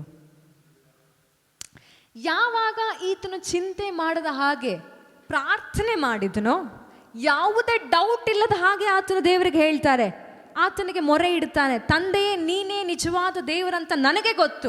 ಯಾಕಂದರೆ ನಿನ್ನ ಮಾತಿನ ಮೇರೆಗೆ ನಾನು ಹೋಗಿದ್ದಕ್ಕೆ ಕಾಗೆ ಮುಖಾಂತರವಾಗಿ ಊಟವನ್ನು ನನಗೆ ಕೊಟ್ಟಿದ್ದೀಯ. ಅಷ್ಟು ಸ್ಪಷ್ಟತೆ ನನಗಿದೆ. ನೀನೇ ನಿಜವಾದ ದೇವರಯ್ಯ, ಪರಲೋಕದಿಂದ ನಿನ್ನ ಬೆಂಕಿಯನ್ನು ತೆಗೆದುಕೊಂಡು ಬಾ, ಈ ಜನರ ಮನಸ್ಸನ್ನು ನಿನ್ನ ಕಡೆಗೆ ತಿರುಗಿಸಿಕೋ ಅಯ್ಯ ಅಂತ ಹೇಳಿದ ತಕ್ಷಣ ಪರಲೋಕದಿಂದ ಬೆಂಕಿ ಬರುತ್ತೆ. ಬಂದ ನಂತರ ಆತನ ಅಹಾಬನಿಗೆ ಹೇಳ್ತಾನೆ, ಈಗೋ ಬಹಳ ಜೋರಾಗಿ ಮಳೆ ಬರಲಿಕ್ಕಿದೆ. ನನ್ನ ಮಕ್ಕಳು ಅಂದರೆ ದೇವರ ಮಕ್ಕಳು ಈಗ ದೇವರ ಕಡೆಗೆ ಮನಸ್ಸನ್ನು ತಿರುಗಿಸಿಕೊಂಡಿದ್ದಾರೆ. ಇರುವಂಥ ಬರಗಾಲ ಎಲ್ಲ ಹೋಗುತ್ತಾ ಇದೆ, ಬೇಗ ಮಳೆ ಬರುವಂಥ ಮುನ್ಸೂಚನೆ ಕಾಣುತ್ತಾ ಇದೆ. ಹಾಗಾಗಿ ಅಹಾಬನೇ, ನೀನು ಹೋಗಿ ನಿನ್ನ ಅನ್ನಪಾನಗಳನ್ನು ಮುಗಿಸಿಕೊಂಡು ಇಸ್ರೇಲಿನಲ್ಲಿರುವಂಥ ನಿನ್ನ ಅರಮನೆಗೆ ಹೋಗು. ಅಷ್ಟರಲ್ಲಿ ನಾನು ಹೋಗಿ ಆ ಬೆಟ್ಟದಲ್ಲಿ ಮೊಣಕಾಲೂರಿ ಪ್ರಾರ್ಥನೆ ಮಾಡಿ ಆ ಮಳೆಯನ್ನು ತೆಗೆದುಕೊಂಡು ಬಂದು ನಾನು ಹೋಗುತ್ತೇನೆ ಎಂಬುದಾಗಿ ಎಲಿಯನು ಹೋಗುತ್ತಾನೆ. 7 ಸಾರಿ ತನ್ನ ಸೇವಕರನ್ನು ಕಳಿಸುತ್ತಾನೆ. ಅಲ್ಲಿ ಮೊಣಕಾಲಿನ ಮೇಲೆ ತನ್ನ ಮುಖವನ್ನು ಇಟ್ಟು ಪ್ರಾರ್ಥನೆ ಮಾಡಿ 7ನೇ ಸಾರಿ ಆತನ ಸೇವಕರನ್ನು ಹೇಳ್ತಾನೆ, ಈಗೋ ಅಂಗೈಯಷ್ಟು ಮೋಡವನ್ನು ನಾನು ಕಾಣ್ತಾ ಇದ್ದೇನೆ ಎಂಬುದಾಗಿ. ಹಲ್ಲೆಲೂಯ. ಆ ಅಂಗೈಯಷ್ಟು ಮೋಡವನ್ನು ಕಾಂಡಂತ ಎಲಿಯನು ಅಹಾಬನಿಗೆ ಹೇಳ್ತಾನೆ, ಬಹಳ ಜೋರು ಮಳೆ ಬರಲಿಕ್ಕಿದೆ ಅಹಾಬನೇ, ಹೀಗಾಗಿ ನಿನ್ನ ರಥಗಳನ್ನು ನೀನು ಸಿದ್ಧಪಡಿಸಿಕೊಂಡು ಬೇಗನೆ ನಿನ್ನ ಅರಮನೆಗೆ ಓಡು ಎಂಬುದಾಗಿ ಹೇಳಿ, ಈಗ ಎಲಿಯನು ಏನು ಮಾಡ್ತಾನೆ ಗೊತ್ತಾ? ತನ್ನ ನಡುವನ್ನು ಕಟ್ಟಿಕೊಂಡು ಆತನು ಓಡೋದಕ್ಕೆ ಪ್ರಯತ್ನ ಪಡುತ್ತಾನೆ. ಬಹಳಷ್ಟು ಸಾರಿ ನಾವು ಅಂದುಕೊಳ್ತೇವೆ ಆಶೀರ್ವಾದ ನಮ್ಮ ಜೀವಿತದಲ್ಲಿ ಬಂದರೆ ಅದು ದೊಡ್ಡದಾಗೇ ಬರುತ್ತಂತ. ಇಲ್ಲಿ ಒಂದೇ ಒಂದು ಚಿಕ್ಕ ಮೋಡದಿಂದ ಅಂಗೈಯಷ್ಟು ಇರುವಂತ ಆ ಮೋಡದಿಂದ 3.5 ವರ್ಷಗಳ ಕಾಲ ಇದ್ದಂಥ ಬರಗಾಲವನ್ನು ನೀಗಿಸಿದಂಥ ದೇವರು, ನಿನ್ನ ಜೀವಿತದಲ್ಲಿ ದೇವರ ಆಶೀರ್ವಾದವನ್ನು ತೆಗೆದುಕೊಂಡು ಬರುವುದಾದರೆ ಅದು ನಿನ್ನ ಕಡೆಗೆ ಚಿಕ್ಕದಾಗಿರುತ್ತೆ, ಆದರೂ ಪರಲೋಕಕ್ಕೆ ನಿನ್ನ ಇಡೀ ಸಂತತಿಯನ್ನೇ ಆಶೀರ್ವಾದದಲ್ಲಿ ಮುಳುಗಿಸುವಷ್ಟು ಆಶೀರ್ವಾದ ಅದು ಹೊತ್ತುಕೊಂಡು ಬಂದಿರುತ್ತೆ ಯೇಸುವಿನ ನಾಮದಲ್ಲಿ. ಹಲ್ಲೆಲೂಯಾ. ಇದನ್ನು ಕಂಡಂತ ಎಲಿಯನು ಏನು ಮಾಡ್ತಾನೆ? ತನ್ನ ನಡುವನ್ನು ಕಟ್ಟಿಕೊಂಡು ಓಡ್ತಾನೆ. ಇಲ್ಲಿ ನಡೆದಂಥ ಅದ್ಭುತ ಏನು ಗೊತ್ತಾ? ಯಾವಾಗ ಈತನು ಚಿಂತೆ ಮಾಡದ ಹಾಗೆ ಪರಲೋಕದ ಬೆಂಕಿಯನ್ನು ಪ್ರಾರ್ಥನೆ ಮಾಡಿ ತೆಗೆದುಕೊಂಡು ಬಂದನೋ, ಇವನ ಮೇಲೆ ದೇವರ ಹಸ್ತ ಎರಗಿ ಬಂತು. ಹಲ್ಲೆಲೂಯಾ. ವೈರ್ಯ ಹಸ್ತ ನಿಮ್ಮಿಂದ ತೆಗೆದಲ್ಪಟ್ಟು ದೇವರ ಹಸ್ತ ನಿಮ್ಮ ಮೇಲೆ ಬರಬೇಕಾ? ಚಿಂತೆ ಮಾಡದ ಹಾಗೆ ಎಲಿಯನ ರೀತಿಯಲ್ಲಿ ನಂಬಿಕೆಯಿಂದ ದೃಢವಾಗಿ ಕಟ್ಟಿ ಮುರಿದ ಹಾಗೆ ನಾನು ಪ್ರಾರ್ಥನೆ ಮಾಡ್ತೇನೆ, ನಾನು ಅದನ್ನು ನೋಡ್ತೇನೆ, ವಾಕ್ಯವನ್ನು ಘೋಷಣೆ ಮಾಡ್ತೇನೆ, ಅದನ್ನು ನಾನು ಅನುಭವಿಸುತ್ತೇನೆ. ಈ ನಂಬಿಕೆ ನಿಮ್ಮಲ್ಲಿರುವಾಗ ದೇವರ ಹಸ್ತ ನಿಮ್ಮ ಮೇಲೆ ಬರುತ್ತೆ, ಅಲೌಕಿಕ ಬಲಗಳು ನಿಮ್ಮನ್ನು ಆವರಿಸಿಕೊಳ್ಳುತ್ತೆ. ಅಂದರೆ ಸೂಪರ್ ನ್ಯಾಚುರಲ್ ಪವರ್ಸ್ ನಿಮ್ಮಲ್ಲಿ ಬರುತ್ತೆ. ಇಲ್ಲಿ ಎಲಿಯನ ಮೇಲೆ ದೇವರ ಹಸ್ತ ಬಂತು. ಈತನು ದೇವರ ಹಸ್ತ ಬಂತು ಅಂದ ತಕ್ಷಣ ಅಲ್ಲಿ ರೆಸ್ಟ್ ಮಾಡಲಿಲ್ಲ. ಪ್ರೀತಿಯುಳ್ಳ ಮಕ್ಕಳೇ, ದೇವರ ಹಸ್ತ ಎಲಿಯನ ಮೇಲೆ ಬಂದ ತಕ್ಷಣ, ದೇವರ ಬಲ ಎಲಿಯನ ಮೇಲೆ ಬಂದ ತಕ್ಷಣ ಆತನು ನಡುವನ್ನು ಕಟ್ಟಿಕೊಂಡು 14 ಮೈಲಿಗಳ ಕಾಲ ಮಳೆ ಬೀಳ್ತಾ ಇದೆ, ಜೋರಾದ ಮಳೆ ಬರ್ತಾ ಇದೆ. ಆ 14 ಮೈಲಿಗಳಲ್ಲಿ ಆಹಾಬನನ್ನ, ಅವನ ರಥದಲ್ಲಿರುವಂಥ ಕುದುರೆಗಳನ್ನ ಹಿಂದಟ್ಟಿ ಆ ಸ್ಥಳವನ್ನ ತಲುಪುತ್ತಾನೆ ಯೇಸುವಿನ ನಾಮದಲ್ಲಿ. ಯಾವಾಗ ನೀವು ಚಿಂತೆ ಇಲ್ಲದ ಹಾಗೆ ಪ್ರಾರ್ಥನೆ ಮಾಡುತ್ತೀರೋ ಆಗ ದೇವರ ಹಸ್ತ ನಿಮ್ಮ ಮೇಲೆ ಬರುತ್ತೆ. ಆ ಹಸ್ತ ನಿಮ್ಮ ನಡುವನ್ನ ಬಿಗಿಯಾಗಿ ಹಿಡಿದುಕೊಂಡು ನೀವು ಸೇರಬೇಕಾಗಿರುವಂತ ಸ್ಥಳವನ್ನ ಎಲ್ಲರಿಗಿಂತ ಮುಂಚೆ ತಲುಪುವ ಹಾಗೆ ದೇವರ ಹಸ್ತ ಮಾಡುವಂತದ್ದಾಗಿದೆ. ಹಲ್ಲೆಲೂಯಾ. ನೀವು ಮುಂದೆ ಓಡಬೇಕಾ? ನಡುವನ್ನ ಕಟ್ಟಿಕೊಳ್ಳ್ರಿ, ದೇವರ ಹಸ್ತ ನಿಮ್ಮ ಮೇಲೆ ಬರುವಂತದ್ದಾಗಿದೆ. ಆಗ ನೀವು ತಲುಪಬೇಕಾಗಿರುವಂತ ಆಶೀರ್ವಾದ, ನೀವು ತಲುಪಬೇಕಾಗಿರುವಂತ ಉನ್ನತ ಸ್ಥಾನಕ್ಕೆ ನಿಮ್ಮ ವೈರಿಗಿಂತ ಮೊದಲೇ ಹೋಗಿ ನಿಂತಿರ್ತೀರಾ. ಆಹಾಬನಿಗಿಂತ ಮೊದಲೇ ಹೋಗಿ ನಿಂತಿರ್ತೀರಾ. ಅವನ ರಾಜನಾಗಿರಬಹುದು, ಅವನ ಬಳಿ ರಥಗಳಿರಬಹುದು, ಅವನ ಬಳಿ 100% ನಾನು ಹೇಳ್ತೀನಿ ಎಲಿಯನಿಗೆ ಕೂರಿಸುವಷ್ಟು ಜಾಗವಂತೂ ಇತ್ತು. ಆದರೂ ಪ್ರವಾದಿಗೆ ಕೊಡಬೇಕಾಗಿರುವಂತ ಮಾನವನ್ನು ಆಹಾಬನ ಅವತ್ತು ಕೊಡಲಿಲ್ಲ. ಆದರೆ ಎಲಿಯನು ಯಾವುದಕ್ಕೂ ಕೂಡ ಹಿಗ್ಗಲಿಲ್ಲ. ಅಯ್ಯೋ ಮಳೆ ಬರ್ತಾ ಇದೆ, ಇಲ್ಲಿ ತನಕ ನಾನು ಪ್ರಾರ್ಥನೆ ಮಾಡಿ, ಇಲ್ಲಿ ತನಕ ಪರಲೋಕದ ಬೆಂಕಿಯನ್ನು ತರಿಸಿ ನನಗೆ ಸುಸ್ತಾಗಿದೆ, ನಾನು ಸುಮ್ಮನೆ ಕುತ್ಕೋತೀನಿ ಅಂತ ಕುತ್ಕೊಳ್ಳಿಲ್ಲ. ಎಲಿಯನು ಎದ್ದು ನಿಲ್ಲುತ್ತಾನೆ, ಆಹಾಬನಿಗಿಂತ ಮುಂಚಿತವಾಗಿ ಓಡುತ್ತಾನೆ. ಹಲ್ಲೆಲೂಯಾ. 14 ಮೈಲಿಗಳಂದ್ರೆ ಆಲ್ಮೋಸ್ಟ್ 25-30 ಕಿಲೋಮೀಟರ್ ತನಕ ಕುದುರೆಗಳನ್ನ ಹಿಂದಟ್ಟಿ ಎಲಿಯನು ಓಡ್ತಾನೆ. ಕುದುರೆಗಳ ಸ್ಪೀಡನ್ನ ನಿನ್ನ ಕೈಲಿ ಮ್ಯಾಚ್ ಮಾಡೋದಕ್ಕಾಗತ್ತಾ? ಆ ಓಟದ ರಭಸಕ್ಕೆ ನಾನು ನೀನು ಅದೇ ರಭಸದಲ್ಲಿ ಓಡೋದಕ್ಕಾಗುತ್ತಾ? ಆದರೆ ದೇವರಿಂದ ಎಲ್ಲ ಸಾಧ್ಯ. ಕುದುರೆ ಏನು, ಇಡೀ ಲೋಕವನ್ನೇ ಹಿಂದಟ್ಟಿ ನಾವು ಮುನ್ನುಗ್ಗಬಹುದು ಯೇಸುವಿನ ನಾಮದಲ್ಲಿ. ಹಲ್ಲೆಲೂಯಾ. ಕುದುರೆ ಯಾವ ಲೆಕ್ಕ ರೀ? ವೈರ್ಯನ ಹಿಂದಟ್ಟಿ ನಾವು ಮುಂದೆ ಓಡಬಹುದು, ಬಡತನವನ್ನ ಹಿಂದಟ್ಟಿ ನಾವು ಮುಂದೆ ಓಡಬಹುದು, ದರಿದ್ರತನವನ್ನ ಹಿಂದಟ್ಟಿ ನಾವು ಮುಂದೆ ಓಡಬಹುದು, ರೋಗವನ್ನ ಹಿಂದಟ್ಟಿ ನಾವು ಮುಂದೆ ಓಡಬಹುದು ಯೇಸುವಿನ ನಾಮದಲ್ಲಿ. ಕುದುರೆಗಳು ಯಾವ ಲೆಕ್ಕ? ನನ್ನ ದೇವರು ನನ್ನೊಟ್ಟಿಗಿರುವುದಾದರೆ, ನನ್ನ ದೇವರ ಹಸ್ತ ನನ್ನ ಮೇಲಿರುವುದಾದರೆ ನಾನು ಎಲ್ಲವನ್ನ ಮಾಡೋದಕ್ಕೆ ಶಕ್ತನಾಗಿದ್ದೇನೆ ಯೇಸುವಿನ ನಾಮದಲ್ಲಿ. ಹಲ್ಲೆಲೂಯಾ. ಎಲ್ಲವನ್ನ ಮಾಡೋದಕ್ಕೆ ನಾನು ಶಕ್ತನಾಗಿದ್ದೇನೆ. ಅದಕ್ಕೆ ಯೇಸು ಸ್ವಾಮಿ ಇಲ್ಲಿ ಹೇಳ್ತಾ ಇದ್ದಾರೆ ಲೂಕನು ಬರೆದ ಸುವಾರ್ತೆಯಲ್ಲಿ, ನೀವೆಲ್ಲವನ್ನ ಮಾಡೋದಕ್ಕೆ ಶಕ್ತರಾಗಿರಬೇಕಾ? ನಿಮ್ಮ ನಡುಗಳನ್ನು ಕಟ್ಟಿಕೊಳ್ಳ್ರಿ. ಅದಕ್ಕಿಂತ ಮುಂಚಿತವಾಗಿ ಚಿಂತೆ ಇಲ್ಲದ ಜೀವಿತವನ್ನು ಅಳವಡಿಸಿಕೊಂಡು ನಡುವನ್ನು ಕಟ್ಟಿಕೊಂಡ್ರಿ. ಎಲಿಯನು ಹೇಗೆ ಬೇಗನೆ ತನ್ನ ಸ್ಥಳವನ್ನು ಆಹಾಬನಿಗಿನ ಮುಂಚಿತವಾಗಿ ತಲುಪಿದನೋ ಅದೇ ರೀತಿಯಾಗಿ ನಿಮ್ಮ ಆಶೀರ್ವಾದಗಳನ್ನು ಬೇಗನೆ ನೀವು ತಲುಪುವಂಥವರಾಗಿದ್ದೀರಾ. ಇನ್ನು ಮೇಲೆ ತಡ ಅನ್ನೋದು ನಿಮ್ಮ ಜೀವಿತದಲ್ಲಿ ಕಾರ್ಯ ಮಾಡೋದಿಲ್ಲ. ಇನ್ನು ಮೇಲೆ ನಿರ್ಲಕ್ಷ್ಯತನ, ಇನ್ನು ಮೇಲೆ ಆಲಸ್ಯ ಅನ್ನೋದು ನಿಮ್ಮ ಜೀವಿತದಲ್ಲಿ ಕಾರ್ಯ ಮಾಡೋದಿಲ್ಲ. ಇನ್ನು ಮೇಲೆ ನಿಮ್ಮ ಜೀವಿತದಲ್ಲಿ ಏನೇ ಆದರೂ, ಪರಲೋಕದಿಂದ ಏನೇ ಬಂದರೂ ಎಲ್ಲವೂ ಕೂಡ ತಕ್ಷಣಕ್ಕೆ ಆಗುವಂಥದ್ದಾಗಿದೆ. ಯಾವಾಗ ಚಿಂತೆ ಮಾಡದ ಹಾಗೆ ನಿಮ್ಮ ಮನಸ್ಸನ್ನು ಸಿದ್ಧ ಮಾಡಿಕೊಂಡು ವಾಕ್ಯವಮ್ಮ ನಡುವನ್ನು ಕಟ್ಟಿಕೊಂಡು ನೀವು ಓಡುವಾಗ ಮಾತ್ರ ಎಲ್ಲವೂ ಕೂಡ ನಿಮ್ಮ ಅನುಕೂಲತೆಯಿಂದ ನಡೆಯುವಂಥದ್ದಾಗಿದೆ. ಎಲ್ಲವೂ ಕೂಡ ನಿಮ್ಮ ಅನುಕೂಲಕ್ಕಾಗಿ ನಡೆಯುವಂಥದ್ದಾಗಿದೆ. ಎಲ್ಲವೂ ಕೂಡ ನಿಮ್ಮ ಮಾರ್ಗವನ್ನು ಸರಾಗ ಮಾಡುವುದಕ್ಕೆ ನಡೆಯುವಂಥದ್ದಾಗಿದೆ. ಇನ್ನು ಮೇಲೆ ನಿಮ್ಮನ್ನು ತಡೆ ಹಿಡಿಯುವುದಕ್ಕೆ ಯಾವ ಶಕ್ತಿಗಳಿಂದಾಗಲಿ, ಯಾವ ಮಾಟ ಮಂತ್ರಗಳಿಂದಾಗಲಿ, ಯಾವ ದುರಾತ್ಮಗಳಿಂದಾಗಲಿ, ಯಾವ ಸೈತಾನನ ಬಲದಿಂದಾಗಲಿ ನಿಲ್ಲಿಸೋದಕ್ಕೆ ಸಾಧ್ಯವಿಲ್ಲ. ಯಾಕಂದ್ರೆ ನಿನ್ನ ಬಳಿ ಇರುವಂತ ಕತ್ತಿ, ವೈರಿಯನ್ನ ನಾಶ ಮಾಡುವಂತ ಇಬ್ಬಾಯಿ ಕತ್ತಿ, ವಾಕ್ಯವೆಂಬ ಕತ್ತಿ, ನಿನ್ನ ಮಾರ್ಗದಲ್ಲಿ ಬರುವಂತ ಒಂದೊಂದು ವೈರಿಯನ್ನ ನಾಶ ಮಾಡುವಂತ ಕತ್ತಿ ನಿನ್ನಲ್ಲಿರುವುದರಿಂದ ನಿನ್ನನ್ನು ಯಾರು ತಡೆದು ನಿಲ್ಲಿಸುವಷ್ಟು ಶಕ್ತಿ ಸಾಮರ್ಥ್ಯ ಇರುವುದಿಲ್ಲ ಯೇಸುವಿನ ನಾಮದಲ್ಲಿ. ಹಲ್ಲೆಲೂಯಾ. ದೇವರು ನಿಮ್ಮ ಜೀವಿತದಲ್ಲಿ ಎಲ್ಲವನ್ನ ಬೇಗ ಮಾಡೋದಕ್ಕೆ ಆಸೆ ಪಡ್ತಾ ಇದ್ದಾರೆ ಪ್ರೀತಿಯ ದೈವ ಮಕ್ಕಳೇ. ಹಾಗಾಗಿ ಬೇಗನೆ ಇರುವಂಥ ಎಲ್ಲ ಚಿಂತೆಗಳನ್ನು ಇವತ್ತು ಮನೆಗೆ ಹೋದ ತಕ್ಷಣ ಇನ್ನು ಮೇಲೆ ನನ್ನ ಮಕ್ಕಳ ಬಗ್ಗೆ ನಾನು ಯೋಚನೆ ಮಾಡೋದಿಲ್ಲ, ನನ್ನ ಕುಟುಂಬದ ಬಗ್ಗೆ ಯೋಚನೆ ಮಾಡೋದಿಲ್ಲ, ನನ್ನ ಭವಿಷ್ಯದ ಬಗ್ಗೆ ಯೋಚನೆ ಮಾಡೋದಿಲ್ಲ, ನಾನು ಕೆಲಸದ ಬಗ್ಗೆ ಯೋಚನೆ ಮಾಡೋದಿಲ್ಲ. ಏಸಪ್ಪ ಏನು ಹೇಳ್ತಾರೋ ಅದನ್ನು ಮಾಡ್ತೇನೆ. ಖಂಡಿತವಾಗಿ ನನ್ನ ತಲೆ ಎತ್ತುವಂಥವನು ನನ್ನ ತಲೆಯನ್ನು ಎತ್ತುವ ಹಾಗೆ ಮಾಡಿ ವೈರ್ಯ ಎದುರಿನಲ್ಲಿ ನನ್ನ ಔತಣವನ್ನು ಸಿದ್ಧ ಮಾಡುವಂಥವನಾಗಿದ್ದಾನೆ ಎನ್ನುವಂಥ ನಂಬಿಕೆಯಿಂದ ಮನೆಗೆ ಹೋಗಿ. ಹಲ್ಲೆಲೂಯಾ. ಹಾಲೆಲೂಯ. ದೇವರು ಹೇಳ್ತಾರೆ, ನಿಮ್ಮ ನಡುಗಳು ಕಟ್ಟಲ್ಪಟ್ಟಿರಲಿ, ನಿಮ್ಮ ದೀವಟಿಗೆಗಳು ಉರಿಯುತ್ತಿರಲಿ. ನಿನ್ನ ಕೈನಲ್ಲಿರುವಂಥ ಆ ದೀಪ ಯಾವತ್ತೂ ಆರಿ ಹೋಗಬಾರದು. ಯಜಮಾನನು ಬರುವ ತನಕ, ನಿಮ್ಮ ಆಶೀರ್ವಾದದ ಸ್ಥಳವನ್ನು ನೀವು ಮುಟ್ಟುವ ತನಕ, ಮುಟ್ಟಿದ ನಂತರವೂ ಕೂಡ ಅಲ್ಲಿ ಸ್ಟಾಪ್ ಅನ್ನೋದೇ ಇಲ್ಲ, ಅಲ್ಲಿ ಫುಲ್ ಸ್ಟಾಪೇ ಇಟ್ಟಿಲ್ಲ ದೇವರು. ಉರಿಯುತ್ತಿರಲಿ ಅಂತ ಹೇಳ್ತಾ ಇದ್ದಾರೆ. ಉರಿಯುತ್ತಲೇ ಇರಬೇಕು ಹೊರತು ಆ ಬೆಂಕಿ ಏನಾಗಬಾರದ್ರಿ, ಆರಿ ಹೋಗಬಾರದು. ಬೆಂಕಿ ಆರೋಗಬಾರದಂದ್ರೆ ಎಣ್ಣೆ ಕರೆಕ್ಟಾಗಿರಬೇಕು. ಒಂದು ದೀವಟಿಗೆ ದೇವರು ಉರಿಯುತ್ತಲೇ ಇರಲಿ ಎಂಬುದಾಗಿ ಹೇಳ್ತಾ ಇದ್ದಾರೆ ಅಂದರೆ ಅದರೊಳಗಿರುವಂಥ ಎಣ್ಣೆ ಖಾಲಿಯಾಗದ ಹಾಗೆ ಇರಲಿ. ನಮ್ಮ ಬಳಿ ಎಣ್ಣೆ ಇದೆ ಅನ್ನೋದನ್ನೇ ಕೆಲವರು ಮರ್ತಿದ್ದೇವೆ. ಕೆಲವರು ಎಣ್ಣೆಯನ್ನು ಉಪಯೋಗ ಮಾಡಿ ಸಾಕು ಬಿಡು ಇಷ್ಟು ಅಂತ ಬಿಟ್ಟು ಬಿಟ್ಟಿದ್ದೇವೆ. ಇನ್ನು ಕೆಲವರಿಗೆ ನಮಗೆ ಯಾಕೆ ಬೇಕು, ಪರಲೋಕಕ್ಕೆ ಹೋದರೆ ಸಾಕು, ನಂಬಿದ್ದೀವಲ್ಲ ದೇವ್ರನ್ನ.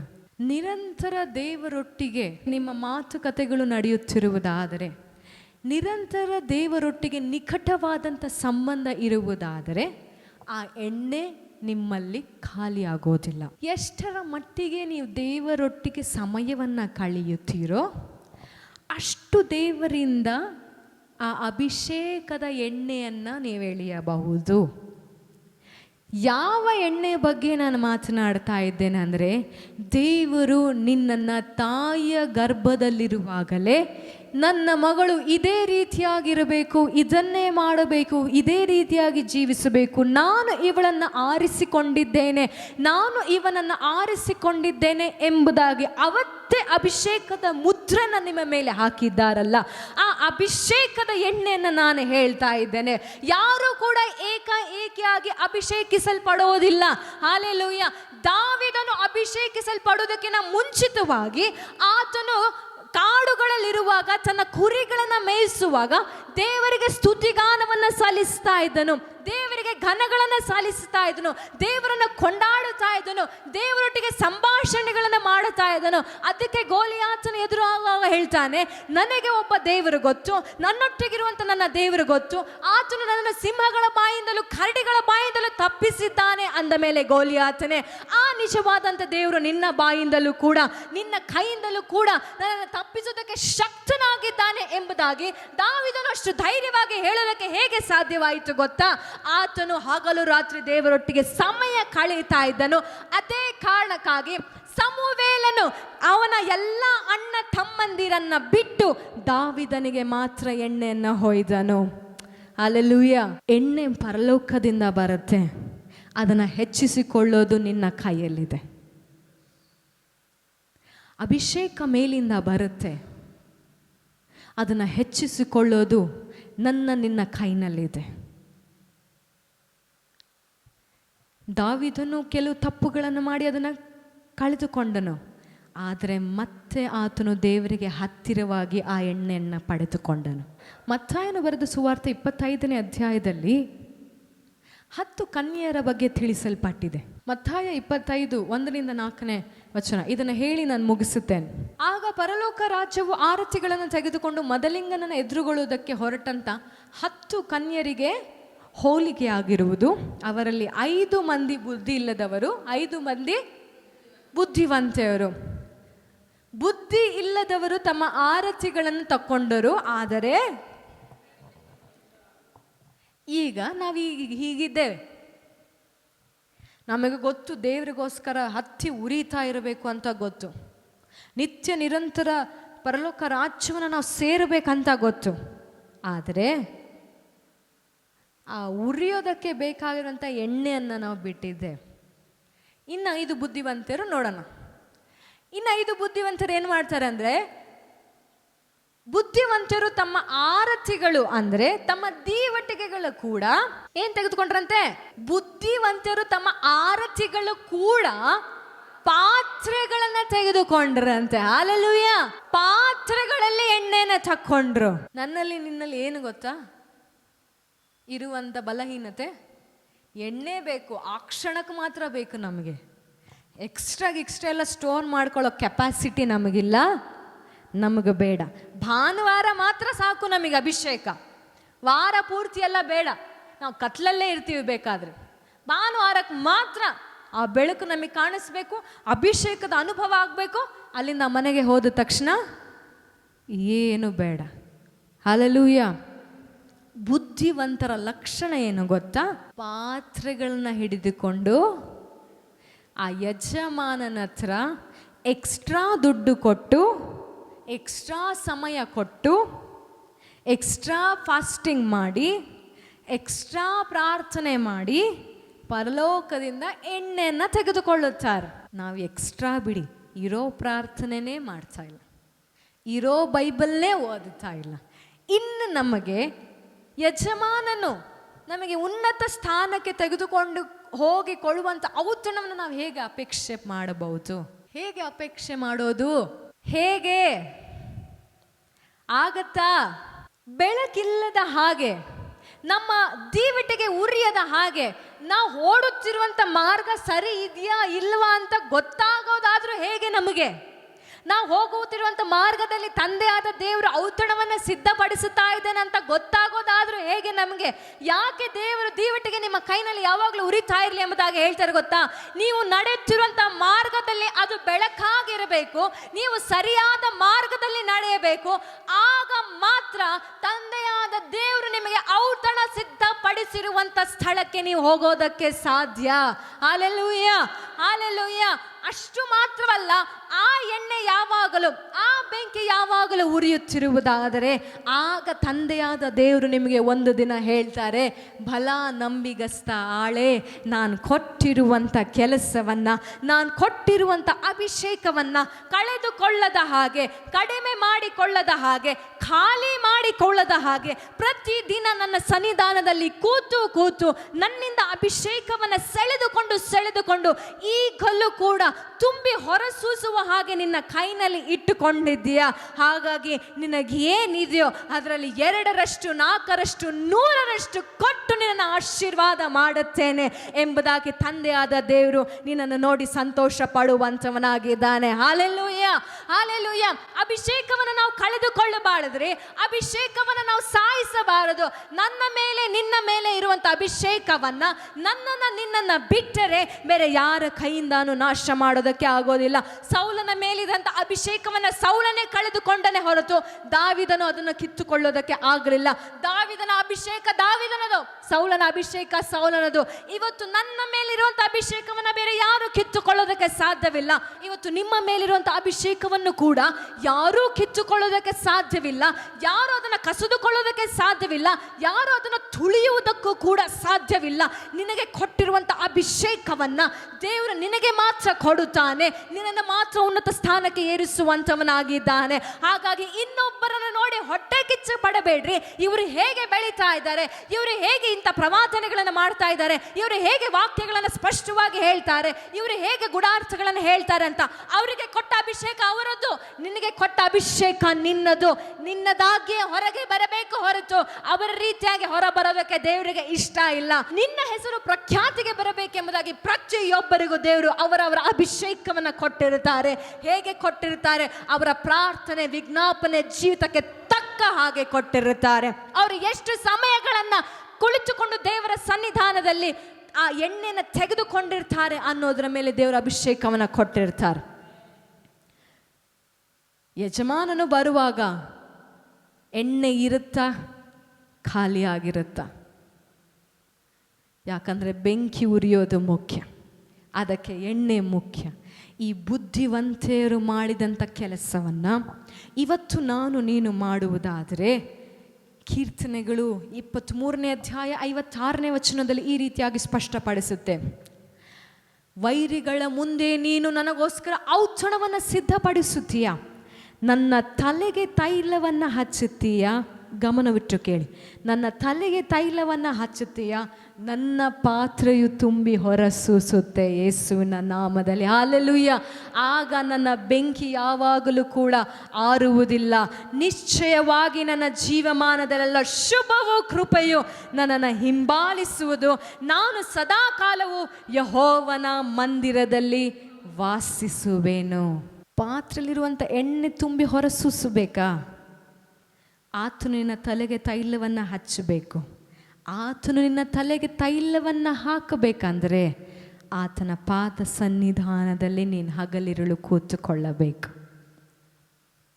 ಹೇಗೆ ಇವರು ಎಕ್ಸ್ಟ್ರಾ ಎಣ್ಣೆಯನ್ನು ತೆಗೆದುಕೊಂಡು ಬಂದರೋ, ತಮ್ಮ ಎಕ್ಸ್ಟ್ರಾ ಹಣವನ್ನು ಕೊಟ್ಟು ನೀವು ಕೂಡ ಇವತ್ತಿನಿಂದ ನಿಮ್ಮ ಉನ್ನತ ಸ್ಥಾನಕ್ಕೆ ಹೋಗಬೇಕಂದ್ರೆ ಸ್ವಲ್ಪ ಹೆಚ್ಚು ಸಮಯಗಳನ್ನು ದೇವರೊಟ್ಟಿಗೆ ಕಳೆಯಿರಿ, ಸ್ವಲ್ಪ ಹೆಚ್ಚು ಪ್ರಾರ್ಥನೆಗಳನ್ನು ಮಾಡಿರಿ, ಸ್ವಲ್ಪ ಹೆಚ್ಚು ನಿದ್ರೆಯನ್ನು ತ್ಯಾಗ ಮಾಡಿರಿ, ಸ್ವಲ್ಪ ಹೆಚ್ಚು ವಾಗ್ದಾನಗಳನ್ನು ಓದ್ರಿ. ಆಗ ಎಣ್ಣೆ ಮೇಲೆ ಸುರಿತಾನೇ ಇರುತ್ತೆ, ನಿಮ್ಮ ಪಾತ್ರೆ ಹೊರ ಸೂಸುತ್ತಾನೆ ಇರುತ್ತೆ. ನಿಮ್ಮೊಳಗಿರುವಂಥ ಬೆಂಕಿ ಎಂದೂ ಆರಿ ಹೋಗುವುದಿಲ್ಲ. ಆ ಬೆಂಕಿ ಇತರರಿಗೆ ಬೆಳಕು ಕೊಡುತ್ತೆ. ಅಷ್ಟು ಮಾತ್ರವಲ್ಲ, ವೈರಿಗೆ ಒಂದು ಎಚ್ಚರಿಕೆ ಕೊಡುತ್ತೆ. ನೀನು ಅಗ್ನಿ ಜ್ವಾಲೆಯಾಗಿದ್ಯಾ, ನಿನ್ನನ್ನು ಮುಟ್ಟೋದಕ್ಕೆ ಯಾರಿಂದನೂ ಸಾಧ್ಯವಿಲ್ಲ ಎಂಬುದಾಗಿ. Hallelujah, hallelujah, hallelujah. ಎಷ್ಟು ಜನ ರೆಡಿ ಇದ್ದೀರಾ? ಈಗ ಹೇಳಿ, ನಾನು ಮುಟ್ಟಬೇಕು ನನ್ನ ಗುರಿಯನ್ನು, ನನ್ನ ಆಶೀರ್ವಾದವನ್ನು ನಾನು ಸೇರಬೇಕು. ನಾನು ಇರುವಂಥ ಸ್ಥಳದಲ್ಲಿ ನಾನು ಇರಬಾರದು. ನಾನು ನಡುವನ್ನು ಕಟ್ಟಿಕೊಂಡು ಓಡಬೇಕು. ನನ್ನ ಕೈನಲ್ಲಿರುವಂಥ ದೀವಟಿಗೆ ಯಾವಾಗಲೂ ಉರಿಯುತ್ತಿರಬೇಕು ಎಂಬುದಾಗಿ ಎಷ್ಟು ಜನರಿಗೆ ಅನ್ನಿಸ್ತಾ ಇದೆ? ಇದು ನಿಮ್ಮ ಹಿತಕ್ಕಾಗಿ ಪ್ರೀತಿಯುಳ್ಳ ಜನರೇ, ಇದು ನಿಮ್ಮ ಒಳ್ಳೆಯದಕ್ಕಾಗಿ ದೇವರು ಮಾತನಾಡ್ತಾ ಇದ್ದಾರೆ. ನಿಮ್ಮ ತಲೆಯನ್ನು ಎತ್ತುವುದಕ್ಕಾಗಿ, ವೈರ್ಯ ಎದುರುಗಡೆ ನಿಮಗೆ ಔತಣವನ್ನು ಕೊಡುವುದಕ್ಕಾಗಿ ತಂದೆಯಾದ ದೇವರು ಹೇಳ್ತಾ ಇದ್ದಾರೆ. ಕರ್ತನು ತಾನೇ ಸಿದ್ಧ ಮಾಡಿ ಇಟ್ಟುಕೊಂಡಿರುವಂಥ ಆ ಔತಣದ ಸ್ಥಳಕ್ಕೆ ನಿಮ್ಮನ್ನು ಕರೆದುಕೊಂಡು ಬರಬೇಕೆಂಬುದಾಗಿ ತಂದೆಯಾದ ದೇವರು ತಾನೇ ಸಿದ್ಧವಾಗಿ ನಿಂತಿದ್ದಾರೆ. ನೀವು ಯಾವಾಗ ಓಡೋದಕ್ಕೆ ಪ್ರಯತ್ನ ಪಡ್ತೀರಾ? ನೀವು ಯಾವಾಗ ಬೆಂಕಿ ಯಾವಾಗಲೂ ಉರಿಯುವ ಹಾಗೆ, ನಿಮ್ಮ ದಾರಿ ಕಾಣಿಸುವ ಹಾಗೆ ಓಡೋದಕ್ಕೆ ಯಾವಾಗ ಪ್ರಯತ್ನ ಪಡ್ತೀರಾ? ಇದು ನಿಮಗೆ ಬಿಟ್ಟಿತ್ತು. ಇವತ್ತು ದೇವರು ನಿಮಗೆ ಅನೇಕ ಸತ್ಯಗಳನ್ನು ತಿಳಿಸಿಕೊಟ್ಟಿದ್ದಾರೆ. ನೀನು ಉನ್ನತ ಸ್ಥಾನಕ್ಕೆ ಹೋಗಬೇಕಂದ್ರೆ ಚಿಂತೆಯನ್ನು ಬಿಟ್ಟು ನಡುವನ್ನು ಕಟ್ಟಿಕೊಂಡು ಮುಂದೆ ಓಡುತ್ತಾ ಇರಬೇಕು ಬೆಳಕನ್ನೊಟ್ಟಿಗೆ. ಆಗ ಮನುಷ್ಯ ಕುಮಾರನು ತಾನೇ ತನ್ನ ನಡುವನ್ನು ಕಟ್ಟಿಕೊಂಡು ನಿನಗೆ ಊಟವನ್ನು ಹಾಕುತ್ತಾನೆ. ಹಾಲೆಲೂಯ. ಅಂದರೆ ತಾನು ಈಗ ನಿನಗೋಸ್ಕರ ಸೇವೆ ಮಾಡೋದಕ್ಕೆ ಸಿದ್ಧನಾಗ್ತಾನೆ. ಇಲ್ಲಿ ತನಕ ನೀನು ಸೇವೆ ಮಾಡಿದ್ಯಾ ಮಗನೇ, ಇನ್ನು ಮೇಲೆ ನಾನು ನಿನಗೆ ಸೇವೆ ಮಾಡ್ತೇನೆ, ನಾನು ನಿನಗೆ ಆಶೀರ್ವಾದಗಳನ್ನು ಕೊಡ್ತೇನೆ, ನಾನು ನಿನಗೆ ಉನ್ನತ ಸ್ಥಾನಕ್ಕೆ ಕರೆದುಕೊಂಡು ಹೋಗ್ತೇನೆ, ನಾನು ನಿನಗೆ ಒಳ್ಳೆ ಆರೋಗ್ಯವನ್ನು ಕೊಡುತ್ತೇನೆ, ನೀನು ಇನ್ನೂ ಓಡಬೇಕೆಂಬುದಾಗಿ. ನಾನು ನಿನಗೆ ಒಳ್ಳೆ ಮನೆಗಳನ್ನು, ಒಳ್ಳೆ ಪರಿಸ್ಥಿತಿಗಳನ್ನು ಕೊಡುತ್ತೇನೆ. ಯಾರು ನಿನ್ನ ಹೀಯಾಳಿಸಿದರೋ ಅವರ ಮುಂದೆ ನಿನ್ನ ತಲೆಯನ್ನು ಎತ್ತುವಂತೆ ಮಾಡುತ್ತೇನೆ. ಅದು ಕ್ರಿಸ್ತನು ನನಗೆ ನಿನಗೆ ಮಾಡುವಂಥ ಸೇವೆ ಆಗಿದೆ. ಪ್ರೀತಿಯುಳ್ಳ ದೇವ ಮಕ್ಕಳೇ, ನಿಮ್ಮ ನಡುವನ್ನು ಕಟ್ಟಿಕೊಂಡು ನಿಮ್ಮ ದೀವಟಿಗೆಗಳನ್ನು ಹಿಡಿದುಕೊಂಡು ಓಡ್ರಿ. ಮನುಷ್ಯ ಕುಮಾರನು ನಿಮ್ಮ ಸೇವೆ ಮಾಡೋದಕ್ಕೋಸ್ಕರ ಸಿದ್ಧನಾಗಿ ಆ ದಾರಿಯ ಅಂತ್ಯದಲ್ಲಿ ನಿಂತುಕೊಂಡಿದ್ದಾರೆ. ಒಂದು ಕ್ಷಣ, ಒಂದು ಸರಿ ನೀವು ಆ ಸ್ಥಳವನ್ನು ತಲುಪಿದರೆ ಸಾಕು, ಮುಂದಿನದೆಲ್ಲ ದೇವರು ನೋಡ್ಕೊಳ್ತಾರೆ. ಇನ್ಯಾವುದ್ರ ಬಗ್ಗೆ ಯೋಚನೆ ಬೇಡ, ಇನ್ಯಾವುದ್ರ ಬಗ್ಗೆ ಚಿಂತೆ ಬೇಡ. ನಿನಗೆ ಕೊಡಬೇಕಾಗಿರೋದನ್ನು ಕೊಟ್ಟು ನಿನ್ನನ್ನು ಉನ್ನತ ಸ್ಥಾನಕ್ಕೆ ತೆಗೆದುಕೊಂಡು ಹೋಗುವಂಥವನಾಗಿ. ಹಾಲೆಲೂಯ. ಯಾರೂ ಕೂಡ ನಿನ್ನನ್ನು ನೋಡಬೇಕಾದ್ರೆ ಅಯ್ಯೋ ಇವರ ಅನ್ನಲ್ಲ, ಅಯ್ಯೋ ಇವರು ಬಿಡ್ರಿ, ತುಂಬ ಆಶೀರ್ವಾದದಲ್ಲೇ ಇದ್ದಾರೆ, ಇವರು ಬಿಡ್ರಿ, ಇವ್ರ ಅಭಿಷೇಕ ಎಂಥದ್ರಿ, ಇವರು ಮಾತನಾಡುವಂಥ ಮಾತುಗಳನ್ನು ಕೇಳಿದ್ರೆ ಬದಲಾವಣೆಗಳು ಬರುತ್ತೆ, ಅಯ್ಯೋ ಇವರು ಪ್ರಾರ್ಥನೆ ಮಾಡಿದ್ರೆ ಸಾಕು ಬಿಡುಗಡೆ ಬರುತ್ತೆ. ಆ ಊಟ ಯಾರಿಗೆ ಬೇಕು? ಯಾರಿಗೆ ಬೇಕ್ರಿ ಆ ಊಟ? ನನಗೆ ಯೇಸು ಸ್ವಾಮಿ ನನಗೆ ಊಟ ಕೊಡಬೇಕನ್ನೋರು ಎಷ್ಟು ಜನ ಇದ್ದೀರ? ಎಲ್ಲರ ಮೇಲೆದ್ದು ನಿಂತುಕೊಳ್ಳೋಣವ ತಂದೆಯಾದ ದೇವರ ಸನ್ನಿಧಾನದಲ್ಲಿ. ಅಪ್ಪ, ಈ ಲೋಕವು ಕೊಡುವಂಥ ಔತಣ ನನಗೆ ಬೇಡ, ಈ ಲೋಕವು ಕೊಡುವಂಥ ವೈಭವ ನನಗೆ ಬೇಡ. ನನಗೆ ಏನು ಬೇಕಾದರೂ ಅದು ಪರಲೋಕದಿಂದ ಬರಬೇಕಂತ ಬೇಡಿಕೊಳ್ಳ್ರಿ. ಹಾಲೆಲೂಯ. ಯಾವಾಗ ನೀವು ನಡುವನ್ನು ಕಟ್ಟಿಕೊಂಡು ಓಡ್ತೀರೋ, ಕೆಳಗೆ ನೋಡಿ ಓಡಬಾರದಂತ ಕಟ್ಟಿಕೊಳ್ತೀರ. ಯಾಕೆ ಗೊತ್ತಾ? ನೀವು ಮುಂದೆ ನೋಡಿ ಓಡ್ತಾ ಇರಬೇಕು, ಪರಲೋಕ ರಾಜ್ಯವನ್ನು ನೋಡಿ ಓಡ್ತಾ ಇರಬೇಕು. ಕ್ರಿಸ್ತನು ನಮಗೋಸ್ಕರ ಇಟ್ಟಿರುವಂಥ ಜಯಮಾಲೆಯನ್ನು ನೋಡುತ್ತಾ ಓಡುತ್ತಾ ಇರಬೇಕು. ಹಾಲೆಲೂಯ. ಯಾವ ಓಟದ ಸ್ಪರ್ಧೆಯಲ್ಲೂ ಕೂಡ ಯಾವ ಓಟಗಾರನು ಕೂಡ ಕೆಳಗೆ ನೋಡಿ ಓಡೋದೇ ಇಲ್ಲ. ತನ್ನ ಗುರಿಯನ್ನು ನೋಡಿ ಆತನು ಓಡ್ತಾ ಇರ್ತಾನೆ. ಇವತ್ತು ದೇವರ ಆತ್ಮನು ಅದನ್ನು ಹೇಳ್ತಾ ಇದ್ದಾರೆ, ನಿನ್ನ ಗುರಿ ಏನು, ದೇವರು ನಿನಗಿಟ್ಟಿರುವಂಥ ಉದ್ದೇಶವನ್ನು ನೀನು ತಿಳಿದುಕೊಂಡು, ಖಂಡಿತವಾಗಿ ದೇವರು ನಿನಗೆ ಇಟ್ಟಿರುವಂಥ ಉದ್ದೇಶಗಳು ಅದು ಉನ್ನತವಾಗಿ ಇರುತ್ತದೆ ಹೊರತು ಅದು ಕೀಳಾಗಿ ಜನರು ನೋಡಿ ಹೀಗೆ ತಿರುಗಿಕೊಂಡು ಹೋಗುವ ರೀತಿಯಲ್ಲಿ ಇರುವುದಿಲ್ಲ. ನಿನ್ನ ಉದ್ದೇಶ, ನಿನ್ನ ಮೇಲೆ ಇಟ್ಟಿರುವಂಥ ಕರೆ, ನಿನ್ನ ಮೇಲೆ ಇಟ್ಟಿರುವಂಥ ಆಶೀರ್ವಾದ, ನಿನ್ನ ಮೇಲೆ ಇಟ್ಟಿರುವಂಥ ಅಭಿಷೇಕವನ್ನು ನೋಡಿ ನೀನು ಇವತ್ತು ಓಡೋದಕ್ಕೆ ಶುರು ಮಾಡಿದರೆ ನಿನ್ನ ಸ್ಥಾನ ಮಾನ ಎಲ್ಲವೂ ಬದಲಾವಣೆ ಆಗುತ್ತೆ ಯೇಸುವಿನ ನಾಮದಲ್ಲಿ. ಈಗಿರುವಂಥ ಕೆಲಸಗಳಿಗಿಂತ, ಈಗಿರುವಂಥ ಬಿಸ್ನೆಸ್ಗಳಿಗಿಂತ, ಈಗಿರುವಂಥ ಮನೆಗಳಿಗಿಂತ ಉನ್ನತವಾದದ್ದನ್ನು ದೇವರು ನಿಮಗೆ ಕೊಟ್ಟು ಮಾನಿಸುವಂಥವನಾಗಿದ್ದಾನೆ. ಹಲ್ಲೆಲೂಯ. ಎಲ್ಲರೂ ಕಣ್ಣುಗಳನ್ನು ಮುಚ್ಚಿ, ಅಯ್ಯ ನಾನು ಚಿಂತೆ ಬಿಟ್ಟು ಜೀವನ ಮಾಡಬೇಕು, ಯಾವ ಬಗ್ಗೆಯೂ ಯೋಚನೆ ಮಾಡಬಾರ್ದು, ನಾನು ಚಿಂತೆ ಬಿಟ್ಟು ಪ್ರಾರ್ಥನೆ ಮಾಡಬೇಕು. ಆ ಮನಸ್ಥಿತಿಯನ್ನು ನಾನಪ್ಪ ಹೊದ್ದುಕೊಳ್ಳಬೇಕು, ಅದನ್ನು ಹಾಕಿಕೊಳ್ಳಬೇಕು. ಅದಕ್ಕೆ ನನಗೆ ಸಹಾಯ ಮಾಡು.